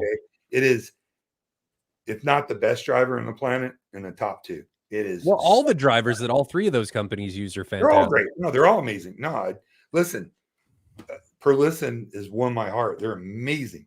Super. It's really hard to say. So price, no option. What would you go with? Come on, man. Nobody puts baby in a corner. I got people listening. I can't. Yeah. I don't know that we should answer that question. Yeah, you're right. Ryan's like, I don't know. I don't know. Answer that one. He asked me what I have in my house. RTJs are going to be same thing. I mean, they're incredible. So yeah, they're just going to cost a lot more. I have 4 RTJ sealed tubs, the same ones that Scott has on his big towers. Yeah, they're sealed. I got 2 in the back, 2 in the front, with the like 2,400 watt a channel. It equates to about 2,400 watts a channel. And I bring people over here, and RBH is 21 is right up there with them. It's amazing. It's about 11 grand, 12 grand for their 21. And I've got 2 on the bottom of my towers, each have 2 dual 12s, and I have 2,400 watts going to each of those. So I got 4 12s and 4 18s. There's how you get around that question right there. Money's no issue. 3 rooms, each with their own system. Exactly. And you satisfy all 3 brands. People come to my house and say they never heard bass like that. And I'm not talking about Scott Newby blowing, stopping your heart, blah, blah, blah. I'm talking about accurate, defined when I play music or when I play movies. When, the Ready Player One demo, I like to use that as an example because everybody knows it, right? And there's scenes in it when the trucks come up or the T-Rex stomps. There's no bass until that happens. Yeah. And with ported subs, a lot of lesser subs, I hear kind of a mesh. And that happens, and a T-Rex stomps or King Kong smashes the highway. Yeah. Just on you, dude, like punch, like somebody hit you. And people like giggle when I do that. So I live with them. Now I've heard the Ascendo stuff and it just blew my mind. Mm-hmm. I mean, there's so many factors involved. Mm-hmm. Great It stuff. depends on what you need. Yeah. Depends on what you need. Really. And well, the RTJs are designed to be built in a baffle wall and hide, so they're very small.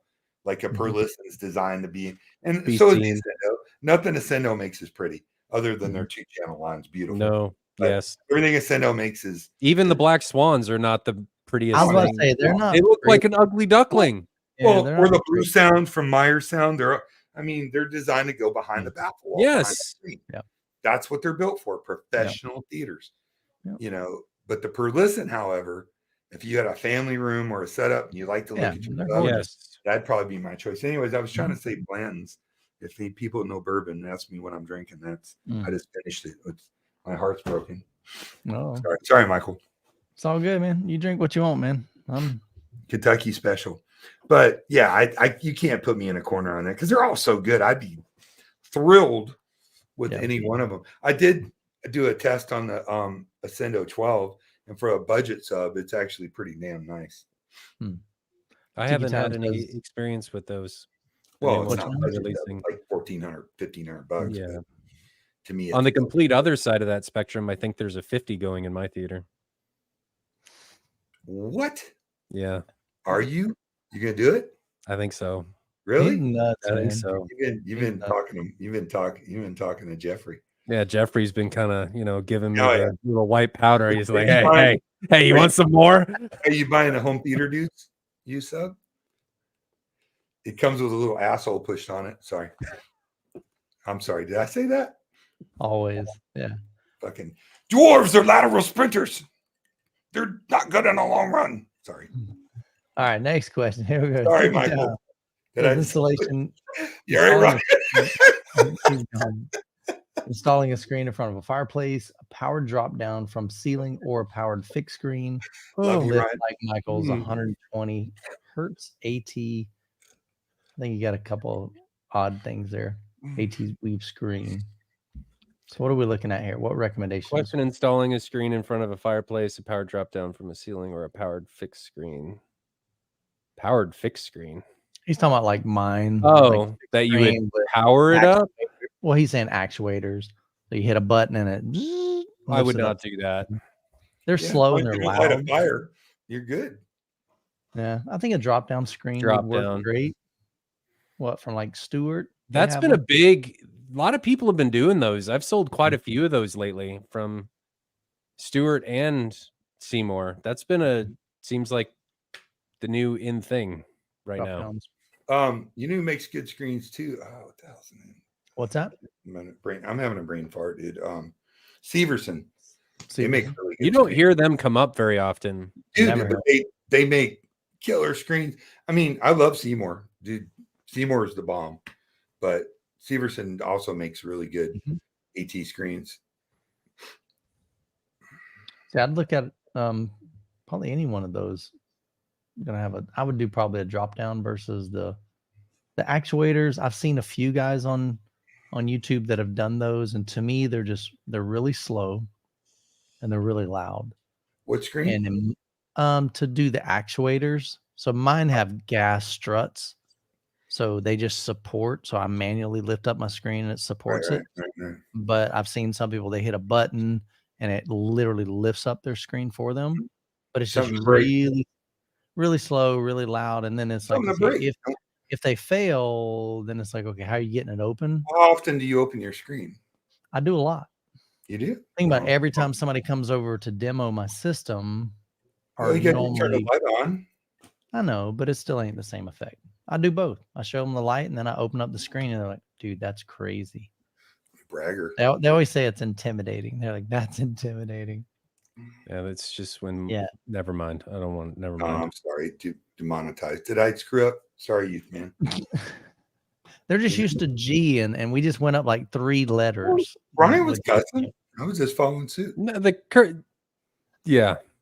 I usually try and rein it in. I can get pretty off the rails sometimes. I've been very good compared to normal. Yes, you have been. Yeah. I mean, I don't even worry about demonetization. I worry about like channel block from YouTube. Oh No, that won't happen with any of this. I'm on channels that have like 2.4 million followers, and then they get loose. So. It's a joke, Dunn. I am a joke.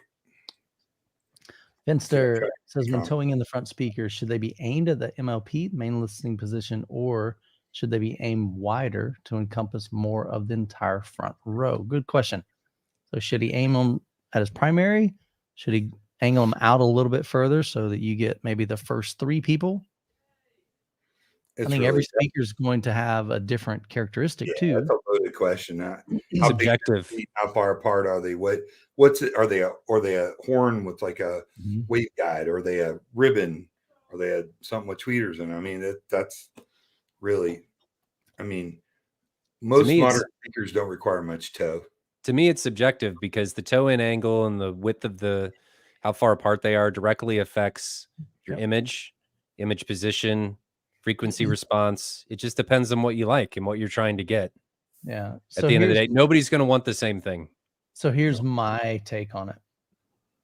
I'm going to, and it's not really about where they need to be angled, because I found some speakers, if I kind of aim them behind my listening position just slightly, they sound really, really good. Like the imaging is really nice.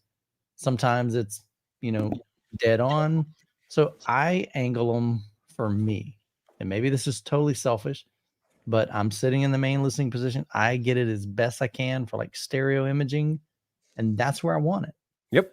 Because the vast majority of the people that are sitting in the left and the right, number one, they don't care. But number two, if you come to my home and you're a guest in my home, guess where I'm going to put you? On the floor. You right in the no. Are you really? I'm putting you in the beanbag in the next room. No, I'm putting you in my primary listening position. So I want to make that as best as I can, and so that's where you're going to experience it. So like that's just that's my opinion. Why, again, kind of going back to the compromise. Why would I want to give me kind of a mediocre sound and this person a mediocre sound, because we're kind of splitting the difference? Let's just give at least one person the best position that they can and best playback that they can. So here's a little formula for that. And this comes from, because when I started, I cut my teeth in the high-end 2-channel world because surround was not what it is today. Yeah. So whenever I get speakers in, I use tape and I position them and I play the same demo, and then I angle a little bit, 3 degrees, 5 degrees, and I listen. And I let somebody else listen.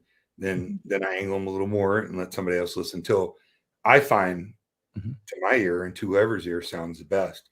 Yep. And I think that same mindset can apply to your front, left, and right. Because of all your theater, the left and rights anchor everything. Yeah. But I think kind of going back to his question, is he saying, so should he just sit in the middle and get that as best sounding as he can? Or should he kind of even toe him out a little bit, even though that may diminish what he's experiencing? You know what I'm saying? I don't want to sacrifice that. I don't want to compromise. What's that? My question is, Finster, how much do you care about other people? Yeah. Of course, that's your question. Well, I mean, it's more about, it is, because if you don't care in your viewing environment, then just do it for yourself. How do you use your theater 99% of the time? Don't compromise if you don't have to. Any compromise is a move away from optimal. Yeah. And this is something too that some people have maybe never even tried. Try this too. And he's talking about cross aiming them. So this is where like the left front speaker is hitting your right shoulder, and then your right speaker is hitting your left shoulder. Sometimes that works really, really well. And it's you very just common with Martin Logans with their narrow dispersion. They'll cross in front of you, and the reason they do that is because it can actually help. Well, let me back up and tell you what one of the problems is with the Martin Logans. So they're so directional that if you move left and right, you're getting more of one speaker. So you can hear a localized sound from the left or the right. But if you cross in front of you, you can kind of fix that, because now if I move to the right, the one on the left is a little bit closer to me because it crossed in front, right? So it helps with that time alignment and it can widen the image. But if you want a narrower image, you don't want to do that. So like and I Don think said a while ago, it's all subjective. With the Martin Logans, though, that's more amplified. It does, but that's an amplified explanation because it's easier. But you're right. You're 100% right. Really depends. I like to tow my speakers in. Back in the day, we always did, but then I experiment with moving around. Like I have some dollies in my house, the Epicons.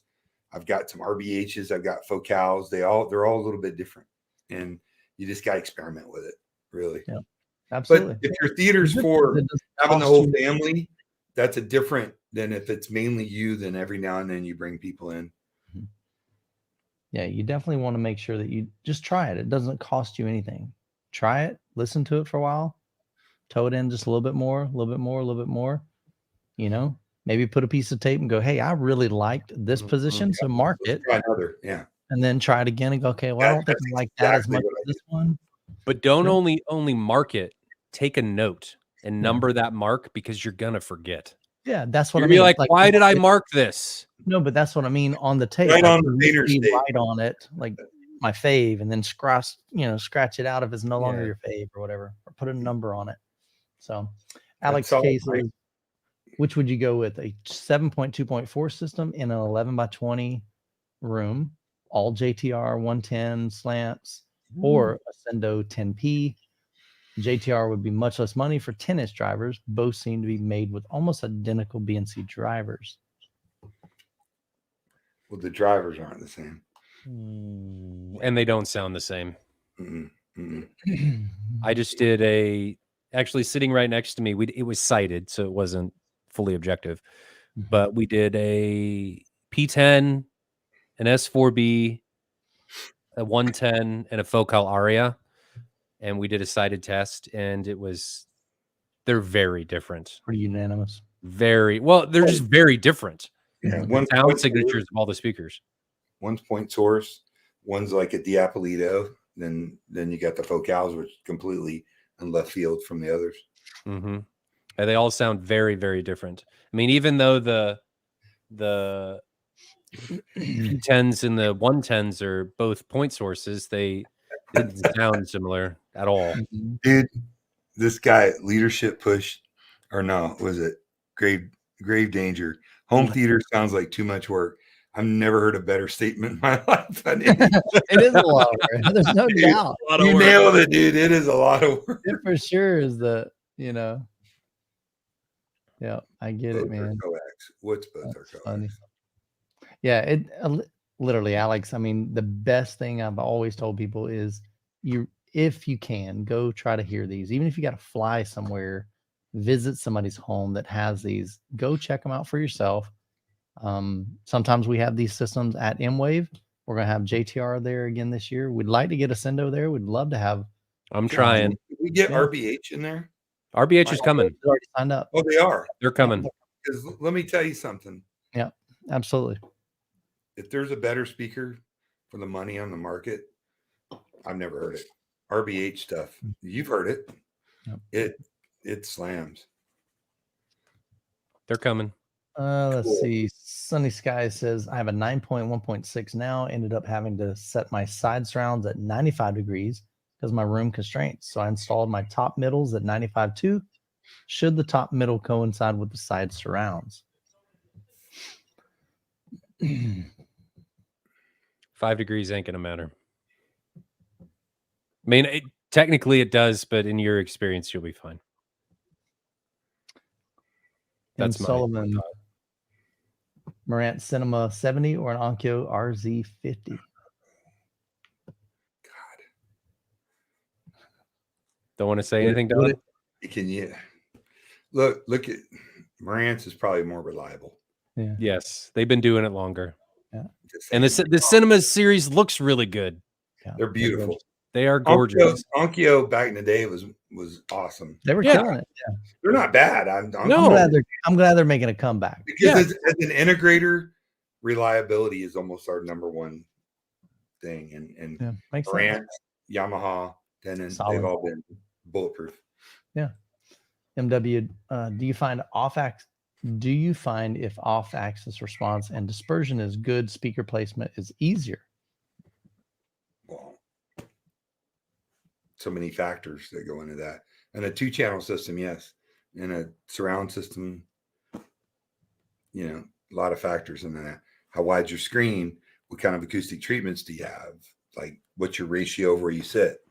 I mean, it just, again, that's a subjective, open-ended question. A lot of pieces there. Yeah. Patrick Most said, of your designers like a more focused dispersion. Well, I think it's crap in, crap out. You start with a crap foundation, you're going to get a crap result. Now, that doesn't mean that all speakers are crap. You can get a great result with not very much money. But if you get a really poor measuring speaker, it's going to be more difficult to integrate. Oh, really? Okay. 100%. What? That's like the per listens. That's the best measuring speaker we've ever measured at Audioholics. Yes. But does that mean it's the best speaker? It's subjective. YouTube is crap, man. What? I said YouTube is crap. For some reason, if you allow YouTube to figure out where to put the stupid ads, they will just slam you with ads. So actually, I have it set for like every 18 minutes. That's a long time. So we can do up to 30 minutes. Here we go. Do you need a mini DSP if you got the right pre-pro with Direct Live? I mean, what's that? well, your question you posted. Do I use it? Okay. Do I need to use mini DSP before I run Direct Live with bass control? Ideally, so when in the process do you use that? Ideally, you would run it before. Well, if you needed to. I mean, Direct's got some pretty good bass control on it. I mean, it depends on how many subs you're running too. It does, but it can screw things up. So again, that's going back to manual versus room calibration. Yeah, I think if you can present Dirac with a single sub, you're going to have a single optimized sub, you're going to have a better result. So optimize them with the mini DSP. Yep. Then, yeah, that makes sense. It's like this with any level of calibration, audio or video. The less the calibration has to do, the better the end result's going to be.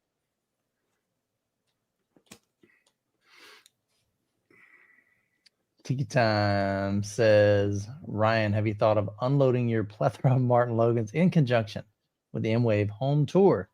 Since your remodel of your home theater will be at the same time. It has already started. He's selling them off, man. So if anybody is interested in anything that's in my room, I've already sold off 3 of the JTRs and 4 of the Martin Logan EFX. So if anybody is interested in anything, it's all going because virtually everything is going. Almost everything in the rack, all the speakers, all the subs. I'm starting out because I'm not going to be able to use the room for 6 months. Who knows how long? It's going to be a project. You building a house or just a room? No, I'm renovating the theater. So we're doing I'm blowing out a wall, making it 2 feet wider, and then Officina Acoustica's doing the room. Oh, wow. I wish I had your money. I'd throw mine away.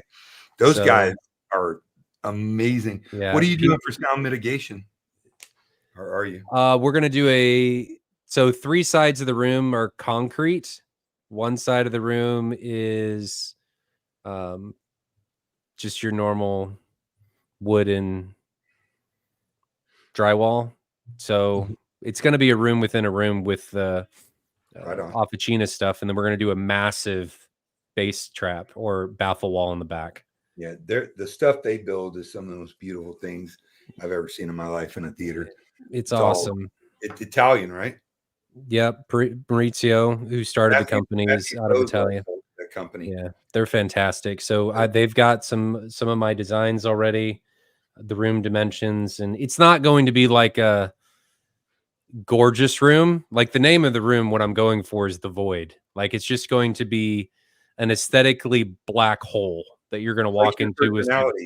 Yeah, exactly. No emotion, no anything, just this. Michael, you're supposed to laugh. Nobody laughs because they don't know if I'm going to snap and, whatever, dude. Yeah. Anyway. You're the nicest sky and the planet. It's already started. It's a project. So if anybody needs anything from the room, wants some Martin Logan stuff, deals can be had. You gonna do a Martin Logan speaker system? No, I'm going to Sendo. Are you?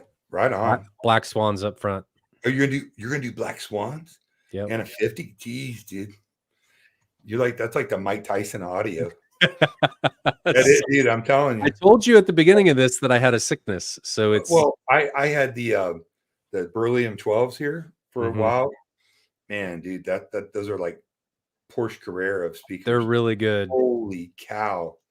Did they play loud and clean? There's like when we were at the Cedia room with Trinov that I helped put together, we do the Cedia demo at the very end, and we were pushing almost 140 dB it didn't feel like it was distorting at all. Well, I'm sure it wasn't. Yeah, but not that anybody listens that loud. No, but it was just it's fun. Yeah. It's like you have a sports car, you want to get out in the straightaway and go 100 miles an hour, but you're not going to do that all the time. Yeah. Michael, did I screw your thing up? Dude, I'm sorry. I apologize if I did. What? I've been trying to be good. You've been fine. No. It was running too many ads. I screw stuff up all the time anyway, so you don't have to apologize. So typically what I do is I wait till the end of the stream to monetize the live stream so that people watching the replay, they'll see the ads. But then a lot of times I forget. And it's like 5 days down the road, and it's like, the views are already gone by then. It's like, and then I turn monetization on. I was like, all right, you made 30 cents on that video. I was like, I don't want to cost you money, man. Since we're on the subject of like JTR and Ascendo, I said earlier that they sound different, and they do. Which one you like better is subjective. They both sound great. I've heard them both extensively. I would say you can't go wrong in any direction. Really.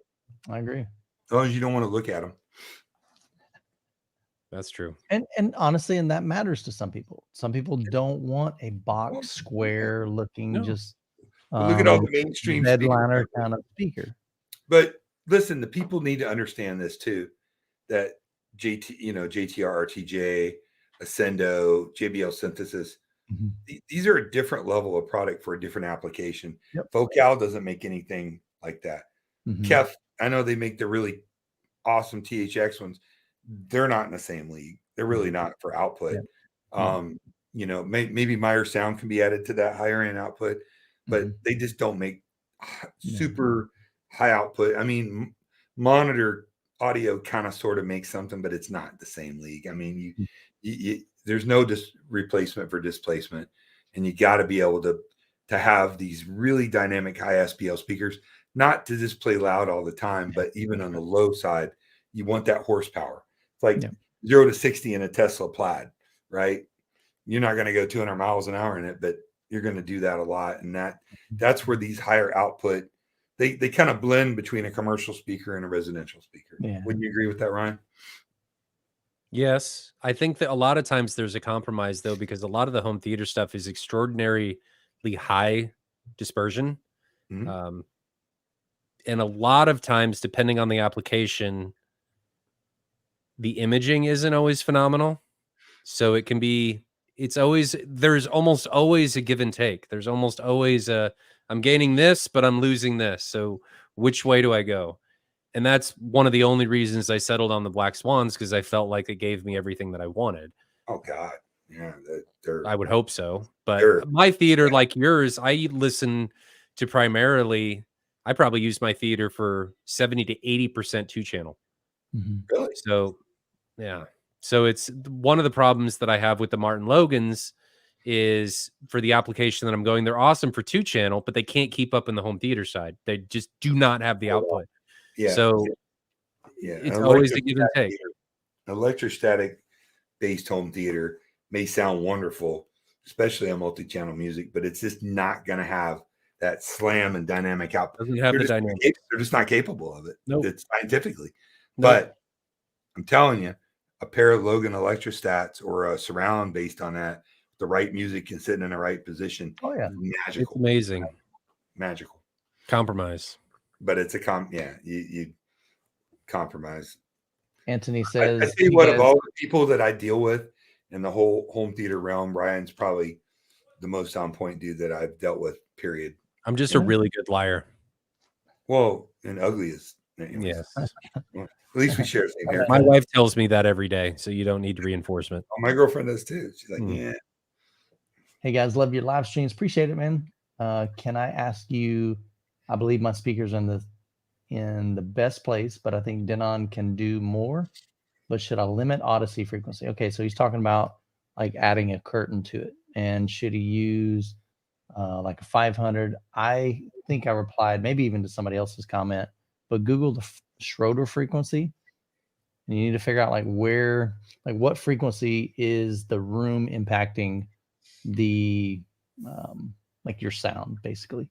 And so if you can cut off at that frequency, then because most of the time we're trying to correct bass frequencies, you know, lower frequencies, let the upper ones do their thing, let the speaker do its thing.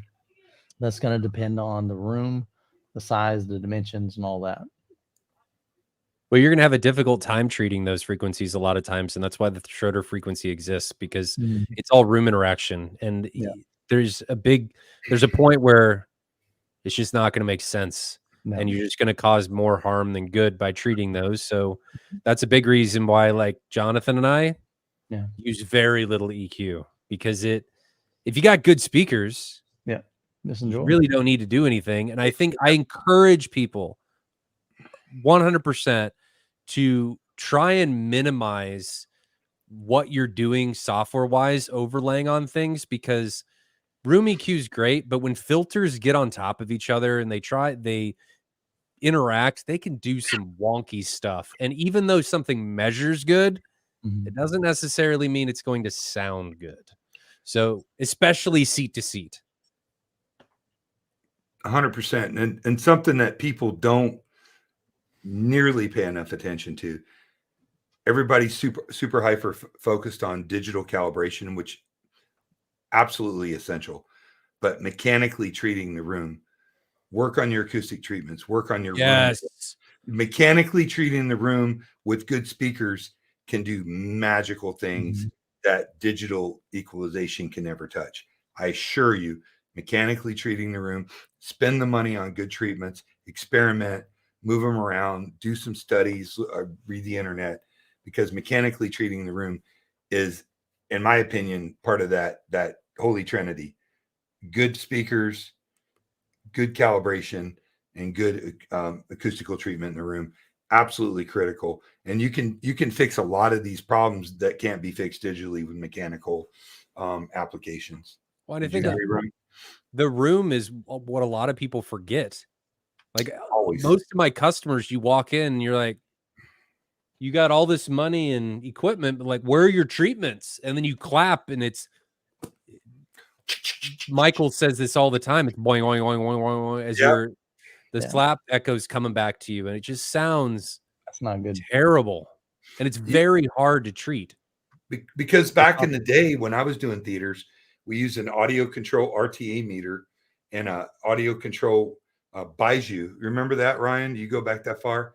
It was a 7-channel. He's like a kid, man. Come on, he's in his 20s. I know what he's talking about. I'm not in my 20s. It was a 7-channel mechanical EQ, and we used RTA meter, but most of the treatment was done mechanically. It was acoustic treatments, diffusers, and even though by today's standards it was kind of Spartan, we made some pretty damn good sounding rooms back in the day.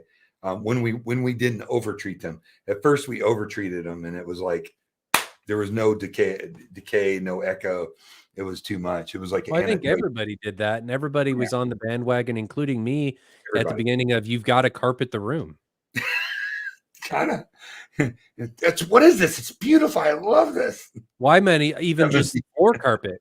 But the problem with floor carpet is it's a great absorber for high frequencies, but it's uncontrolled. Yeah. So if you can control it and do hard floor reflection and maybe a rug, and then treat the ceiling, you have control over the reflection points on the ceiling and what you're doing with diffusion and absorption.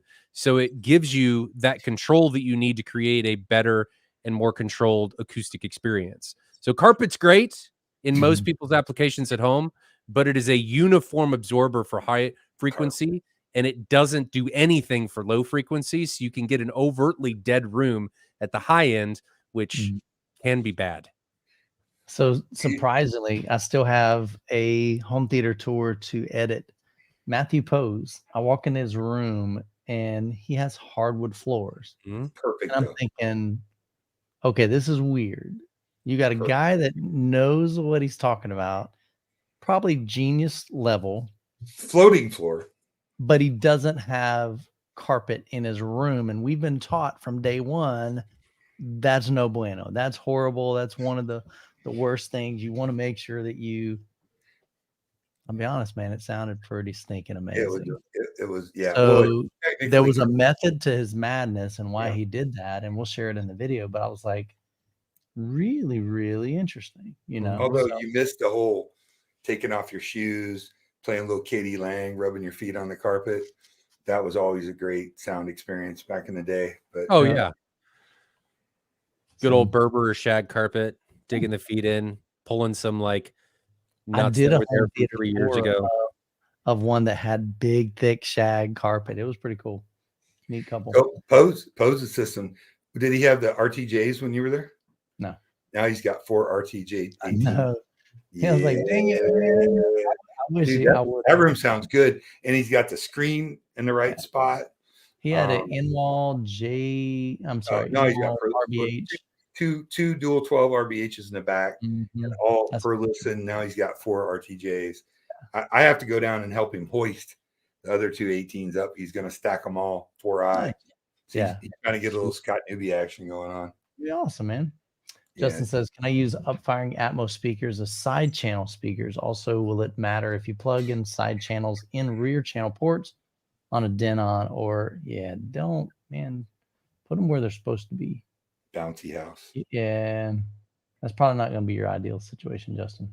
That was a solution looking for a problem. Yeah.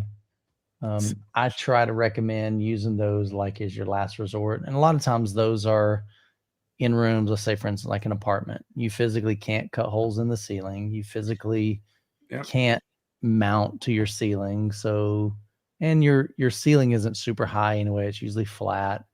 So in apartments, they work decent, but sometimes it's better not to have them and just use a bed layer. Do a 5.1. Want to get Matt on with one of these streams? That'd be cool. What's that? Yeah. Get Pose on? Yeah. That'd be cool. I'm telling you, the dude's a savant. He is. Oh, he's awesome, man. MW, do you find architectural with back boxes are better than without?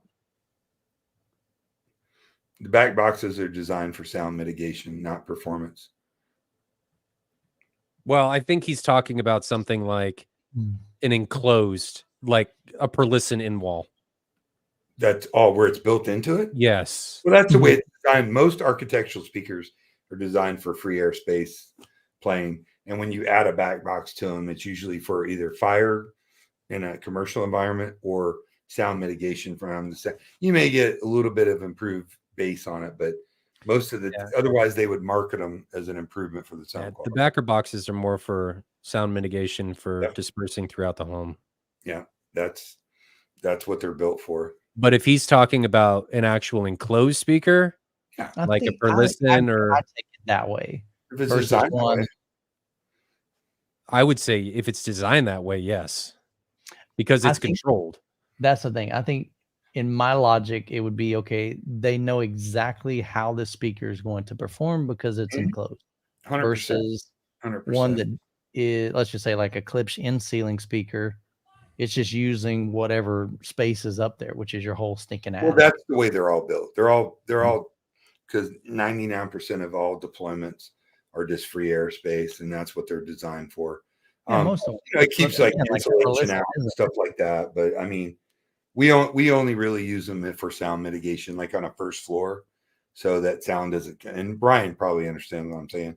So you don't kids' rooms upstairs or whatever. Oh man, I thought optimal deployment was putting it directly into an air duct. That's a good. That's as long as the kids' room is on the air duct, we like being an integrator and try to add sound to a house is like, running at the Olympics, trying to jump over hurdles and trying to make it, dude, and hand out. It's a very difficult process. People don't realize until you do it. Jack of Diamonds says, I already have 2 SVS sealed 2000 Pros. What about stacking 2 more? Benefits? 2 more in the back of the room. I think you mean stacking, so going vertical. Yeah, I know, but that's why I'm saying 2 in the back of the room would be better. But I mean, you'll get more output, but you're not going to get any better bass performance. Yes. Correct. So seat to seat isn't going to change. You're just going to get more output. So if you add an additional driver, an additional amplifier, you're basically going to gain, I think, 6 dB. So you'll gain 3 from the driver and 2 from the amplifier. Those sacks, that the sub on the floor is gaining that bass from being next to the floor. And if it's in a corner next to that, but you're not going to get the same gain boost by stacking another sub on top of another one. You don't have the same boundary gain. You should get 3 dB though. No, you'll get more output. You'll get the 6, but you're not going to get the same level of output as the sub. Correct. Yeah, correct. That's what I'm saying. You're going to gain probably 6 dB in output, but it's not going to change your frequency response from seat to seat. So that's why Don is saying, hey, you're in the rear. And now you're getting the best of both of that. That REL quad stack, that's the way to go. And they show us that's how it should be done. Shut up, dude. You're just being an ass now. Nah, you put them in different places of the room. Don't co-locate. Yeah, that REL stereo stacking the subs is 100% snake oil. You like that? I tell you. Stan Davis says, hey guys, first time live. Appreciate it, man. Glad you made it. I've been following you all 4 home theater guys for a couple years now. Appreciate it, buddy. Glad you made it. Nick says, better for the money, LS 12,000 and refurbished Mad VR, or an NC8 with no Mad VR. So lower end projector with Mad VR, Envy, or higher end projector without it. What do you think, Brian? Oh, of course you're going to put that one on me. Yeah. He works for Mad VR. That's such a hard question. The NZ8 is hands down a better projector. It's got the anti-contrast. The NZ7 doesn't because of the high contrast optical block. It's got more light. It's just a better projector. So but the Mad VR... Would it be fair to say that it depends on, again, going back to use case scenario, like what do you need it for? You know, for somebody that has a scope screen that wants to be able to handle and manage those aspect ratios. Okay, you can't do that with either one of those projectors. Yes, they've got the lens memory, but if you're wanting automated, I think there's pros and cons to both of those. So you got to kind of figure out what are your needs and which one of those are going to meet your needs. Is that fair? Yeah, I think it's situational based. It depends on what his long-term goal is. If he bought the NZ8, would he eventually put a Mad VR on it? Because if that's the answer, that's the direction I would go.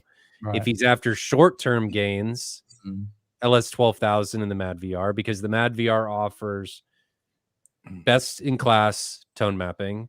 It's going to deliver controllable tone mapping. We talked about this earlier with subjective experiences. Everybody wants to see something different. So one of the things the Mad VR gives you visually is you can subjectively control pretty granularly how that image is going to look without having to worry about recalibrating every time. You start with a calibrated image and then you differentiate from there. Yeah. You're going to get geometry control if you're off axis, like the gentleman earlier was talking about with his projector off axis. You can then fix the geometric abnormalities that exist in that state. You can fix, if you put a lens on it, you can remove the barrel distortion. You can do 8K up conversion, which the LS 12,000 will not be able to do, but the NZ8 will, because it has 8K E shift. Then you've got Motion AI, which is AI-based motion interpolation, which is just awesome. More control over the image and how it looks. So long-term goals, if you ever think you would do both, NZ8. Short-term goals, if you don't think you would ever do both, LS 12,000. What's retail on the NZ8? 15. What's retail? Retail, the 1200 is like $5,000, isn't it? 5. Yeah, I mean, you're gonna take a Civic and put a supercharger on it, or are you gonna buy a Porsche? I mean, hate to use that analogy, but I Well, would get in Z8 and then we've done the LS 12,000 against the JVCs with the Mad VR, and the Mad VR gives the LS 12,000 the horsepower to beat the NZ8s, and that's just tone mapping. Hmm. But if you're gonna do long term and you ever think you may do both, start with the NZ8. It's like what Don just said. If you start with a crap car, not that a Civic is a crap car, but Right. it's going to be limited. And if I start with like a GTR instead, I'm gonna have more capability in the long run. I understand that you could do like 1,000 horsepower builds with a Civic. That's beyond the scope of this, but you know the analogy. point stands. Yeah. Those JVCs look great. I gotta say, everyone, the newer JVCs I look at, I'm like, damn, they do look really good. They do. And I'm excited to see the new firmware that should be coming this month. Mm-hmm. I think that they announced at CEDIA. I'm excited to give that. Nicholas, question for Don. Do you believe that there is more to the sound that we can hear that is still unmeasurable? It's a really interesting question. We don't even know how our brain works. Yeah, absolutely.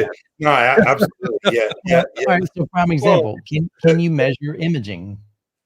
No. The latest trend towards infrasonic bass is a prime example of that. Whoever talked about infrasonic bass 7-8 years ago? Yeah, but you can measure that. You can feel that. Well, you can measure it, but I mean, nobody ever talked about it before. Now, right. Jeff did. What's that? Jeff did. Well, yeah, Jeff's a super freak. He's a lunatic. He's a lunatic. I love you, Jeff. Yeah, I love you too. He's awesome, amazing. There's probably more, but really, it comes down to how well do you hear. Mm-hmm. Our hearing sucks. That's the 800-pound gorilla is what you're hearing. If you had your hearing tested, I know exactly what frequencies. I mean, I can hardly hear anything above 13, 14, K, just because I'm a firearms instructor. I was a competition shooter. I was in car audio forever. I've been a home theater guy forever. I'm lucky to have any damn hearing at all. So I think really you should have your hearing measured and know where you're at before you start talking about that. Does that make sense? What'd you say? I'm just kidding. Oh my God. Tango says, I got to deal with you. Shouldn't Atmos complement our side surrounds and rear surrounds to give a bigger experience because of the numbers of extra added channels? Should Atmos complement our side channels and rear surrounds to give a bigger experience? Well, they kind of do. I mean, when I listen to regular 2-channel music, a lot of times now in my surround systems, I'll use the Dolby Up Mixer on it to enhance the sound, and it makes it does a great job. I know, remember the whole Oro 3D kind of big crap show that was going on for a long time, but some songs sound better up mixed in Atmos, some still sound better in 2-channel. Yep. So I think the surrounds absolutely enhance the experience on it, depending on the audio and the track. If they're properly placed. If they're to an extent. Like the people that put their top speakers on the front wall. Like that's not going to work. It's going to detract. They're front wides. No, they're not. JR's got a question for you, Don. He says, what if the room doesn't have high enough ceilings to get separation from surrounds to height speakers? I figured that question was going to come up. I mean, what, like an 8-foot ceiling? It's definitely, most modern homes are built with 10 or 12-foot ceilings. If you got an 8-foot ceiling, it makes it a little more difficult. So if your Atmos speakers probably need to come down and be angled, or some kind of in ceiling the angles, and then you would probably want to bring them a little closer to the seating position just because of the angle of where they're at. So yes, it does matter. So, but lower ceilings, you can still get a good Atmos experience. Oh, absolutely. You just have to think it out and again, look at the recommended angles and go from there. But they don't really talk about ceiling height so much, you know what I mean? And he's right. A lot of people with basements have 7 or 8 foot ceilings. Right. Yeah. And that does make it more difficult. Sure. Nicholas says, what's Don's opinion in walls mains versus towers in the room? So you mentioned earlier you do a lot of in-wall stuff. So we do a lot of in-walls. There are a plethora of in-wall speakers now that are comparable in performance. Usually you don't get as much low frequency unless it's a sealed design. For instance, we're a Focal dealer. We do a lot of the Utopias. They're pretty awesome. You may not get as much low frequency, but again, in a multi-channel scenario with a theater, it's not as important. I mean, Ryan can attest to this. There's some in-wall speakers, architectural speakers that absolutely are comparable with some of the best box speakers out there. There's some, but you have to look at the frequency response on them, and you're not going to get as much low frequency usually. A lot of them are not good, but there are some good ones. But there are some good ones. There are some damn good ones. But by the time you're money dollar-wise, you're at that level, you're comparable to a box speaker. It's what we talked about at the very beginning. It's a compromise. You're trading aesthetics and clean lines for having something in the room, and the aesthetics and clean lines are. I had to have some fun with that. The aesthetics and clean lines are you're sacrificing a lot of times on performance. So it's Ryan, how many times do you have a room that's not very big, which I run into, and you try to get with the builder or whatever, and to make that room bigger, you just can't do it. So you're kind of forced to use architectural speakers. Now, one of the downsides to that is if you're using an AT screen and your architectural speaker is too close to it, it can give you a little bit of comb filtering. You want to have a little bit of distance on that. So always got to at least try to have them build that baffle, make even a small baffle wall, just to give that space between the screen and the speaker. But I've done a bunch of really great high performance, high output theaters, maybe not a Sendo or JTR high output, but really good theaters with all architectural speakers. Sure. Surrounds and all that's one thing. I think that's more prevalent on the LCRs. Here's a good question. Nicholas has another one. He says, is adding wides more necessary when you have a longer room and your mains are further away from your side? So you've got a bigger angle between the front, say right, and your side surround. If that's a big angle, is adding a front wide. So what do you three know? You two know about wides in Dolby Atmos? What's that now? How much do you know about front wides in a Dolby Atmos deployment? Most of the time they don't get used, is my understanding. Well, that's true, because we had a gentleman that professionally mixes. He did the Dolby mix for the last 3 Star Wars movies on Audioholics. He said that on commercial theater soundtracks, there's a dedicated channel for the wides. He said on all home DVD, Kaleidoscape, whatever, that's all matrix. That's all. There is no dedicated front wide channel on any Dolby Atmos. That's what he told us. So, but I guess going back to his point, is it beneficial if you've got a really long room? Because if you got a really long room and your front seats are kind of further back, you've got a pretty good angle from the front right to say your front or your side surround.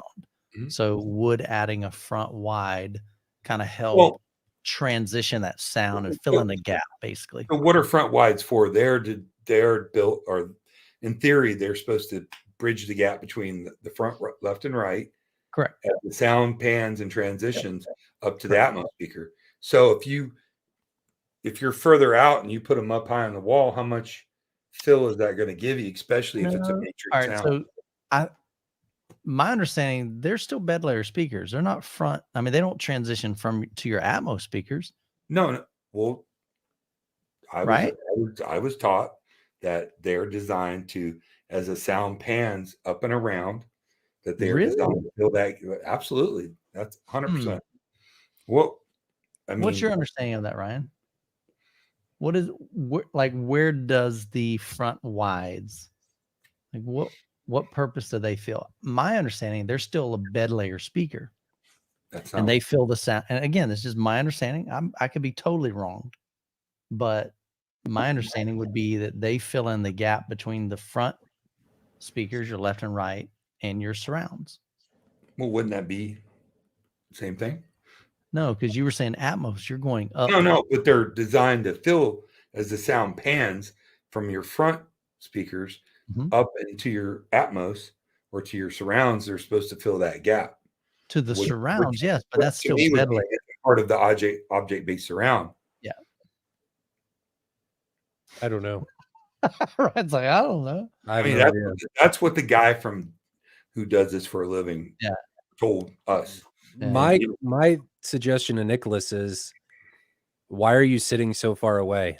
It doesn't matter how long your room is. Scoot your butt up front. Why are you sitting so far away? You shouldn't need to worry about if your room's really long.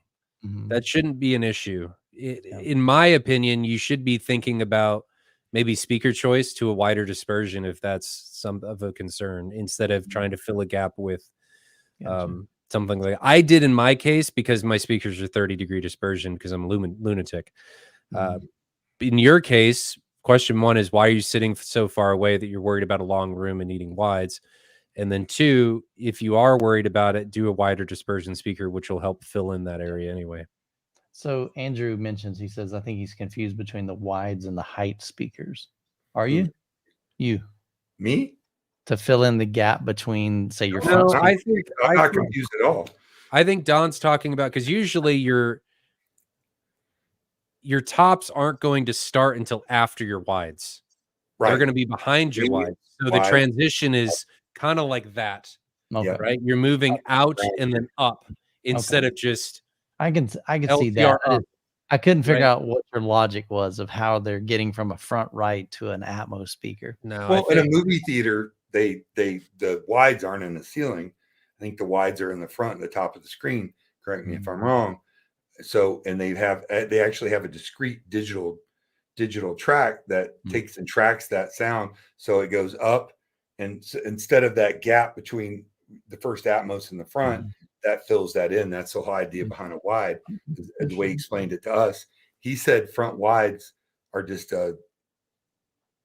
it's a matrix sound on a processor or on a mix for a home theater. That there's not actually a discrete front wide on any home media that's released from Dolby. Now I've heard systems with wides and they're cool. Some people use towers, whatever. But to me, the way it was explained to me, the sound comes from your LCR, your front, left, and right, or whatever. And as the sound pans, it goes from there to the front wide, then up to the Atmos. So you get that bubble. Remember, it's all about this 360-degree bubble or 180-degree bubble, whatever that they're creating. Yeah, and those are object based. Like Andrew said, they should be placed above and outside of your front, left, and right. Is the way I was always taught to do it. And if I'm designing a no compromise theater, that's what I do. I put it in there, but with the understanding. Now, I never explain that to a client because they don't care. But if somebody comes to me in $300,000 or $400,000, $500,000 budget or more on a theater, I'm going to put front wides in. And again, it depends on the room. If it's a 25 by 20, I don't think they're necessary. But if it's a big grandiose space where your Atmos speakers are 12, 15 feet in the air, you want to fill that gap spatially between the two, and that's what they're for. Okay. So Jed says, are those angled SCL series JBL Atmos speakers any good?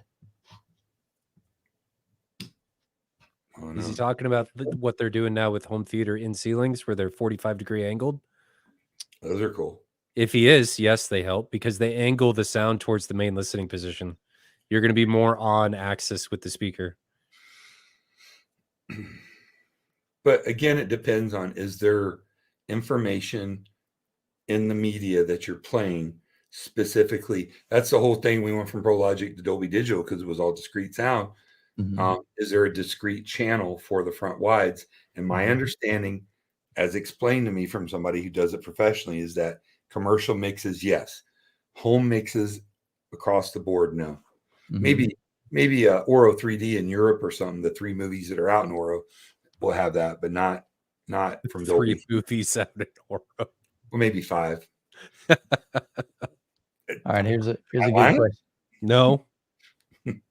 Ask Matt says, been seeing a lot of talk about mid bass recently. What range of frequency does mid-bass encompass? Is this what is referred to when reviewers talk about chest slam? It's 40 subjective. hertz. Everybody's going to have a different answer. Well, Shane Lee likes to have bass come out of his surrounds versus 80 hertz. He swears he hears a difference on it. I just disagree with him, but he's a pretty smart guy. So,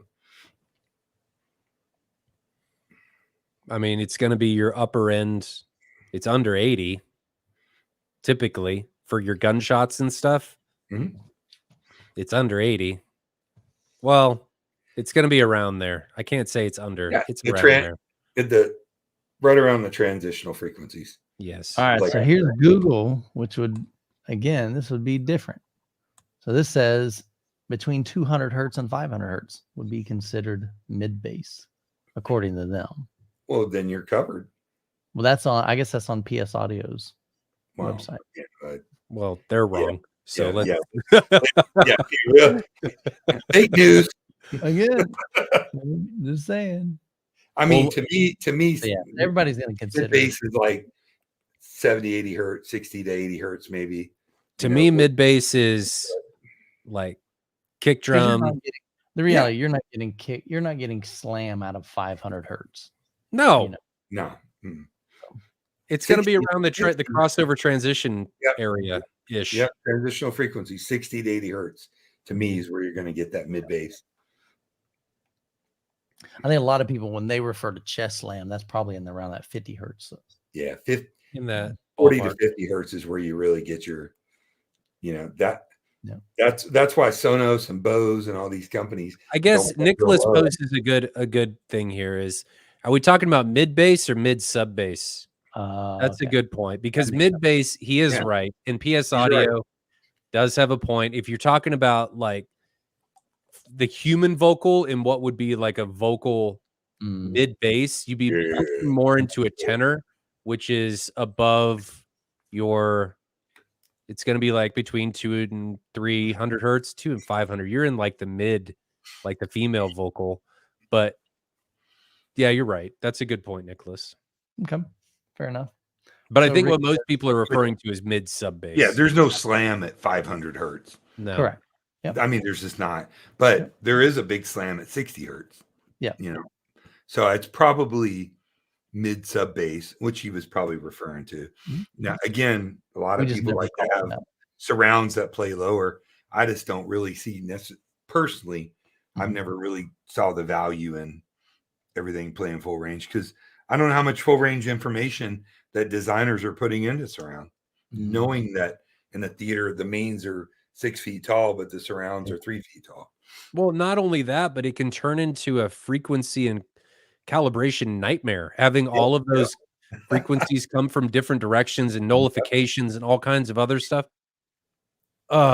Because in that range, that 60 to 80 range, you're starting to transition from directional to non-directional. Now you got to deal with that.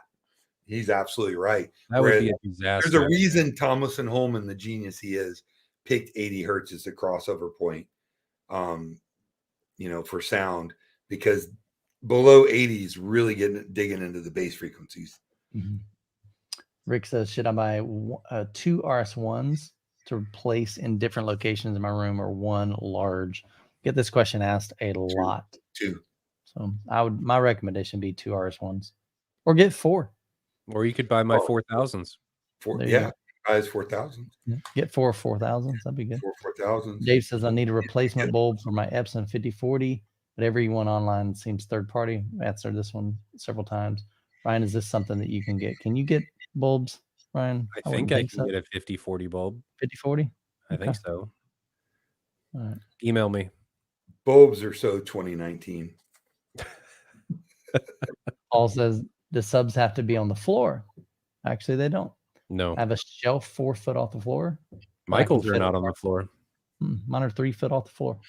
I mean, So, and everybody that comes over to the room, put them on the floor whenever they always ask if I have like tactile transducers, and I don't. So it's just from the subwoofers. What do you guys thought on them? I am not a fan of transducers. I know a lot What's of that? people are. Oh, I can tell you that. I mean, to me, it all goes back to calibration. If you have them, if they're not time aligned, it's going to pull you out of the movie. If they're up too hot, it's going to pull you out of the movie. Just add more subs, man. That should be your tactile transducer. Yeah. Then you start getting room interaction and things can get too hot and stuff. It's done extremely well. It's a complement. Correct. Right. It has to complement the main subs. It can, if you turn it off, it shouldn't be like something's missing. Where'd the bass go? It should just be like add a little bit. If you're, I don't like being reliant on transducers at all, but it needs to be a complement with something else. I've always thought they were a gimmick myself. They can work well, but they have to be low. They're great for simming, though. What's that? What's that? For simulation, they're fantastic. Oh, yeah. Let's see what else we got here. Anthony says, does anyone actually listen at reference level? Yeah, there are a lot of people that do. I do. I don't. I can't even get close without the amp. I mean, I bring a lot of people here for demos. Mm-hmm. So when I play demos, or, you know, if it's something really good, but it depends on what reference level is. Because my reference level is really powerful. No, there's no reference is reference. There's no arbitrary subjective reference. Reference is reference. Yes, there is. No, it isn't. 105, the THX reference is not a universal reference. I disagree. There's all right. Well, let's have a conversation on it then. All right. What is your reference then? I mean, I think most people would say it's the THX 105, but that's not the universal standard. So what is? All right, what is reference? There is no universal standard. There isn't one. It would depend on what the studio mastered at. To me, reference level 115 dBs.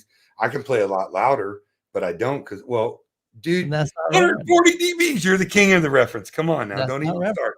But that's above reference. To me, reference is not 105 because my system like won't even break a sweat at 110, 115, and it'll play much higher. I can absolutely play higher than 120. But why is that reference then? It's not reference. I'm saying I can play higher. I don't because I don't want to damage people's hearing. But I'll do short burst at 110, 115 because to me that gives them that full impact and wow factor without damaging their hearing. So my thing with reference is, why do you think you have to turn certain music in certain movies up and down? Because the level is different on a lot of them. Because their mastering level, the reference that they used when they were creating it is different. Totally different. If it was the same, is it the same volume though? So let's just hypothetically, let's say I calibrate my system to reference. So 0 is at 75 to 105 with peaks of 115 or whatever. 85 to 105. Yeah. So you know what I'm saying? Yeah. That's THX. Yes, that's THX. Yeah. So that's THX. Yes. So let's say you're watching a movie and their levels basically are below that. So of course you're going to have to turn your volume up. So you're still trying to get to that. I mean, isn't the measurable but is that because that is our status quo, or because that is what they actually did it at? Yeah, I don't know. Listen, if I go on Apple Music and I play an Atmos music track, then I play a different one. And if I've set it the same volume, one's a lot lower. Doesn't have near the impact. What I'm talking about, though, is not the volume on your knob. I'm talking about a volume on I understand. That's what I'm saying. Meter. Yeah. That's what I'm saying to you is that's a sliding scale, Michael, because I get that. Some movies on some of the streaming services or Blu-ray that I play there's so much variation in it. That's a sliding scale. I guess if you get your SPL meter out, that's what I'm saying. Yeah, but you were saying like 150 is reference. Like I didn't say that. 150, dude. Do not. I drank 1.5 bourbon drinks, so don't even start with me. I'm sober as a ghost. I got a whole Celsius. My Blanton's is empty, so don't even start with me, dude. I know it, man. It really varies. It really varies. I try not to destroy my hearing anymore. Yeah. Somebody comes over and I do a demo, I'll crank it up. You listen to it the way you like it, and that's the way you like it, or the way. But I don't want to bring people over and rip their head off like Scott Newby does. Yeah, correct. So Tango says, Don, I got the X15 Plus. I want more subs. Been looking at JBL ported sub. Second is dual KCS. I'm not familiar with that. Also ported. Would you add more M and K subs, or do you know of the two versions I posted? Come on, Tango. More M and Ks. You know what you're talking about, dude. He's got I think he's got the new M and K Dominus for THX Dominus, which I'm a huge fan of M and K subs from back in the day. But I mean, you're just add more of what you got, dude. Okay. Dell the Hater says, "Why are the Sonos amps so expensive? Anyone have any experience with them?" They're like $700, dude, for a 2-channel amp. That's not expensive. So expensive is subjective. You can spend a lot more, and you can spend a lot less. They're about the same price as the Blue Sound Power Node. I mean, they're comparable. I think the Blue Sound's more money. It's $950, and then the Power Node Edge is $650 ish. So I think the Sonos amp's about $699. Don't quote me on that, but actually the Sonos amp's it's a 125 a channel and 8 ohms. They don't give the 4 ohm spec, of course. But I don't think it delivers actually 125 watts. No, it's a Sonos. I mean, that's nothing against Sonos. It's just that's what amp. I don't mean to be. Yeah, I personally believe that the Blue Sound amp sounds quite a bit better musically. I probably couldn't tell you the difference. I just like the interface and the usability of the Blue Sound more.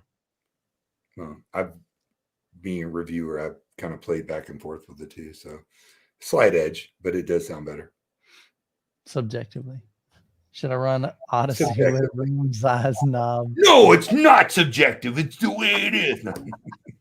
So should I run Odyssey with room size knob on the sub large, medium, small, or set room size? Post calibration, room size knobs are on PSA and JTR. So they have I think they call it a room gain knob.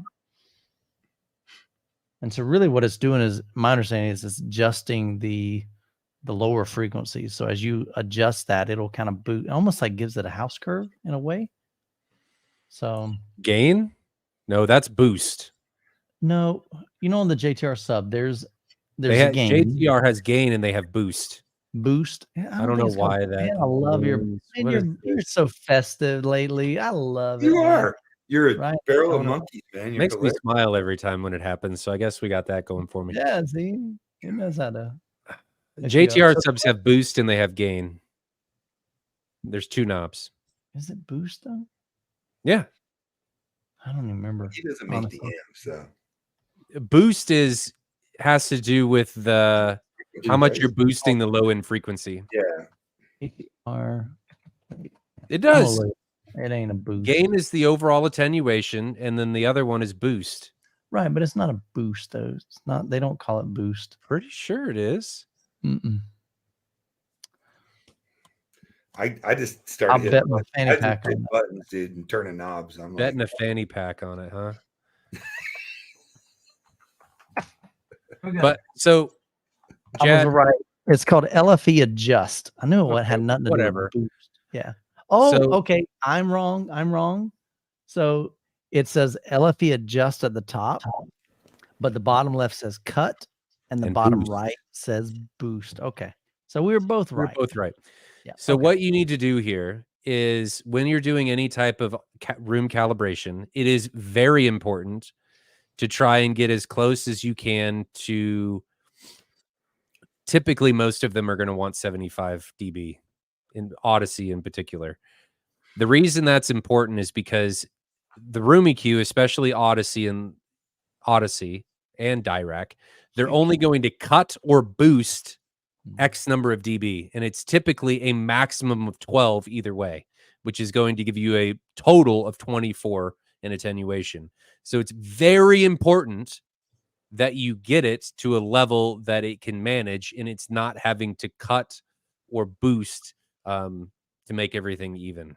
And again, otherwise you're going to have problems. In theory, that sounds great. Use REW, see what it's physically doing in your room, and go from there. Yeah. I've just never had a digital calibration give enough bass ever. Oh, I never said it would give you enough bass. I'm just saying to get it to work properly. To work properly. No, you're right. Now, what? I will say actually that the multi EQ X, that's $200. You can get enough bass out of it because you can directly adjust the room curve. Hold on. Oh, darn it. That What software is actually awesome. Have you used Arc on Arc? Yeah, Arc, you can do the similar thing on Anthem. Yeah. And Dirac. Yeah. But you don't have control over where.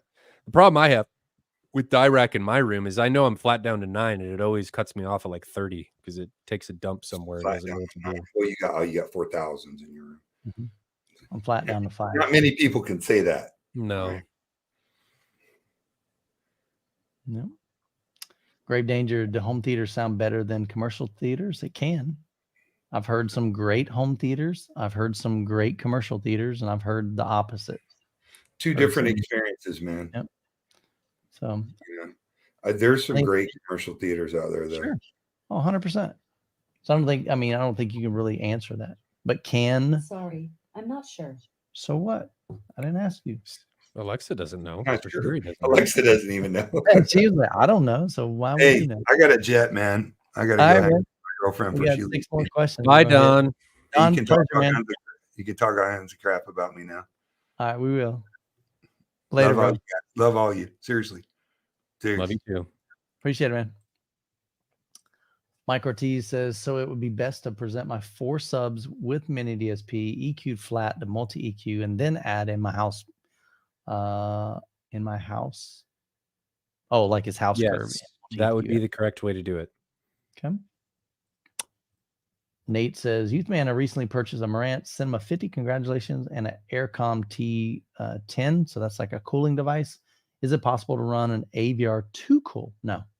Or, it's not going to freeze the unit if that's technically yes, but the Aircom's not going to get it that cool. Yeah, it's not designed to do that. Or what is the best operating temperature? I don't think there's a best operating temperature. My understanding is that, think about this, heat can damage units. Most AVRs run hot. A lot of them run hot. And they're designed that. But I think the cooler that you can keep them, in general, the longer they could last you. So, but you're not going to freeze it with an Aircom. So don't worry about that.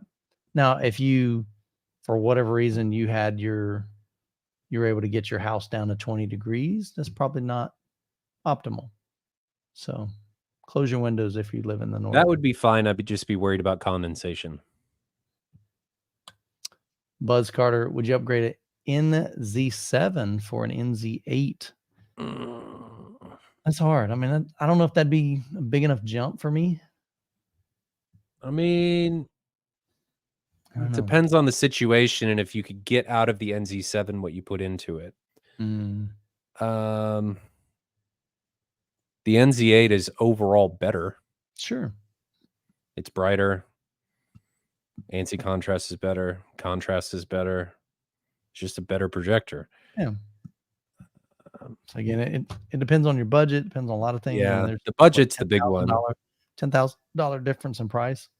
No, it's not that much. No, a little bit less. No. The NZ7 right now is 9, and the NZ8 is 15. So it's 6. Oh, okay. I don't know why I'm thinking 10. I think I'm thinking from 8 to 9. Yeah, because that's 15 to 20. I do have an NZ9 for sale if anybody wants it. Ooh.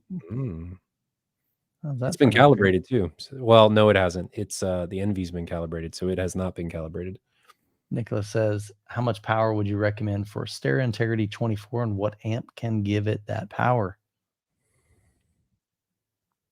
What was he running on that M-Wave? He had some, I don't even know what amps he was running.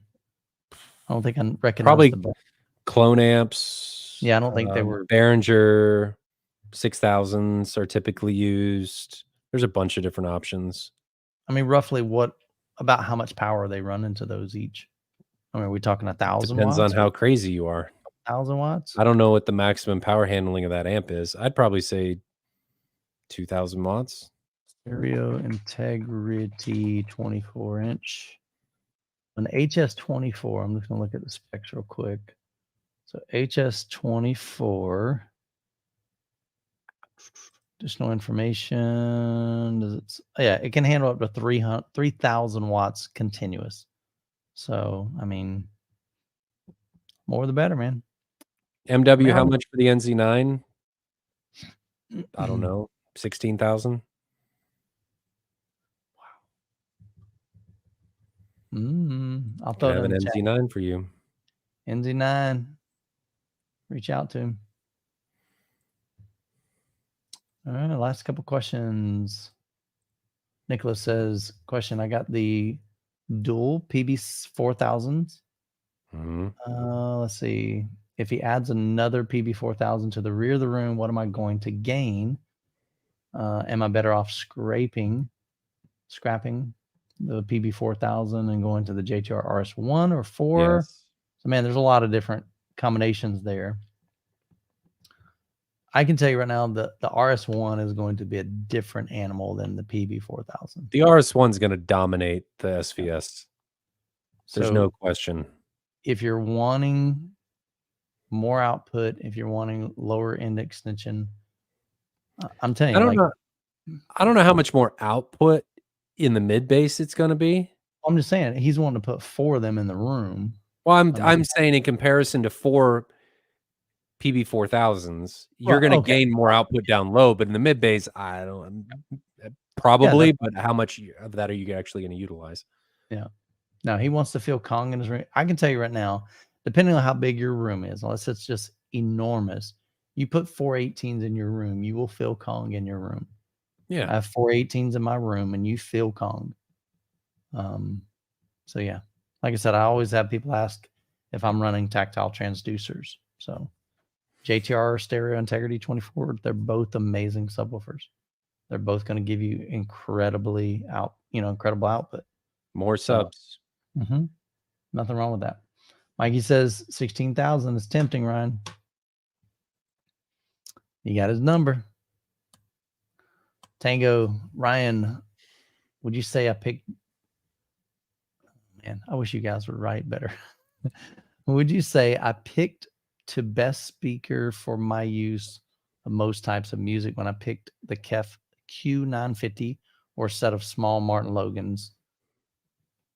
Listen to all types of music. So I guess he's comparing, should he go with the Q950 from KEF, ESL9 classics from Martin Logan? He listens to music. If this is only for music, the ESL9s. He's a Martin Logan man. They're amazing. Yeah.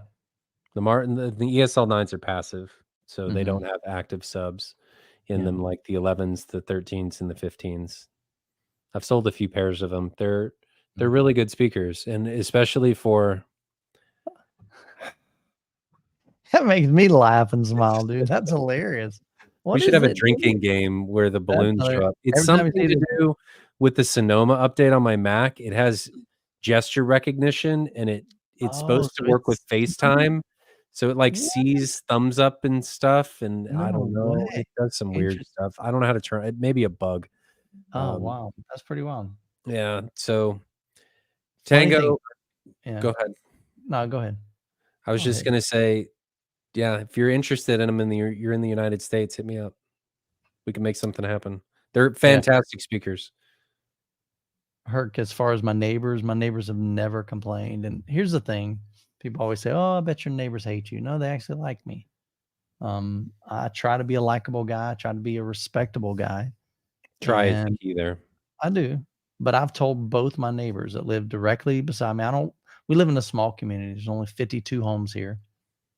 And the houses in between are probably like 10 to 12 feet, something like that. Could be 20, but it's not huge. Well, you say it's a joke, but I mean, I've literally gotten that question many, many times. And for whatever reason, when they built our home, they actually built them pretty, not soundproof, but surprisingly, you really don't hear a ton outside my room. And then by the time they're inside their home, but I just told them from the beginning, I said, look, if I ever bother you, please, please, please call or text me. I'll be glad to turn it down. I'm not ever going to be that guy. And I've never once received. Maybe that's why nobody's bought my house next door. You're like, this guy sucks. All I do is hear his setup. But no, I mean, surprisingly, and what's funny, even at Scott Newbies, Scott has a ridiculous amount of subs, but we went outside. I mean, you can hear it a little bit, but it's not crazy. So, but he's also got a basement too. So he says, Tenga said, I'm more than interested in getting some of your stuff, Ryan. But remember, I'm the crazy one that watches podcasts in the middle of the night and throughout the mornings. Hook a veteran up. So reach out to him. Is it Ryan's birthday? No, Nicholas. He just has some kind of funky thing on his happy gnomes in my machine. I think your computer doesn't know what to do because you've been smiling a lot. Evidently, it doesn't know what to do. Wow, we're gonna celebrate because Ryan is happy. I think it's pretty awesome. So cool, man. We're at 2.5 hours. So definitely had a lot of questions tonight. Appreciate Don being on the stream. Jonathan is sick, so he'll hopefully be back with us next week. M-Wave tickets are live, so you can get those at MidwestAVExperience.com. Love for you to join us in June the 21st through the 23rd. It's going to be amazing. Lots and lots of work to do to make that happen, and we're super excited. We had a lot of folks last year. We believe that probably this year we're going to at least double, maybe triple again in growth. So we're excited about that. I'd love for you guys to be a part of M-Wave. So I'll have more videos coming on the channel, sharing some more details as new vendors get added to the list. I'll let you know, and you can definitely stay up to date on M-Wave news at the or with the M-Wave newsletter. So, but anyway, Ryan, anything else, brother? Nope. Was just waiting for it to give me more balloons. It was nice and happy for most of it and didn't do anything. And then here at the end, it's like, yay, show's ending. Woo. That's hilarious, man. See, he's smiling too. He's like, he doesn't know why, but Ryan is infectious. Cool, man. Well, guys, I hope y'all have a great week. Benny, good to see you in the chat. So we'll be doing more fun stuff like this. So we'll be back next week. Same bat time, same bat channel. So hope you guys have a great week. We'll catch you in the next one. See you guys later.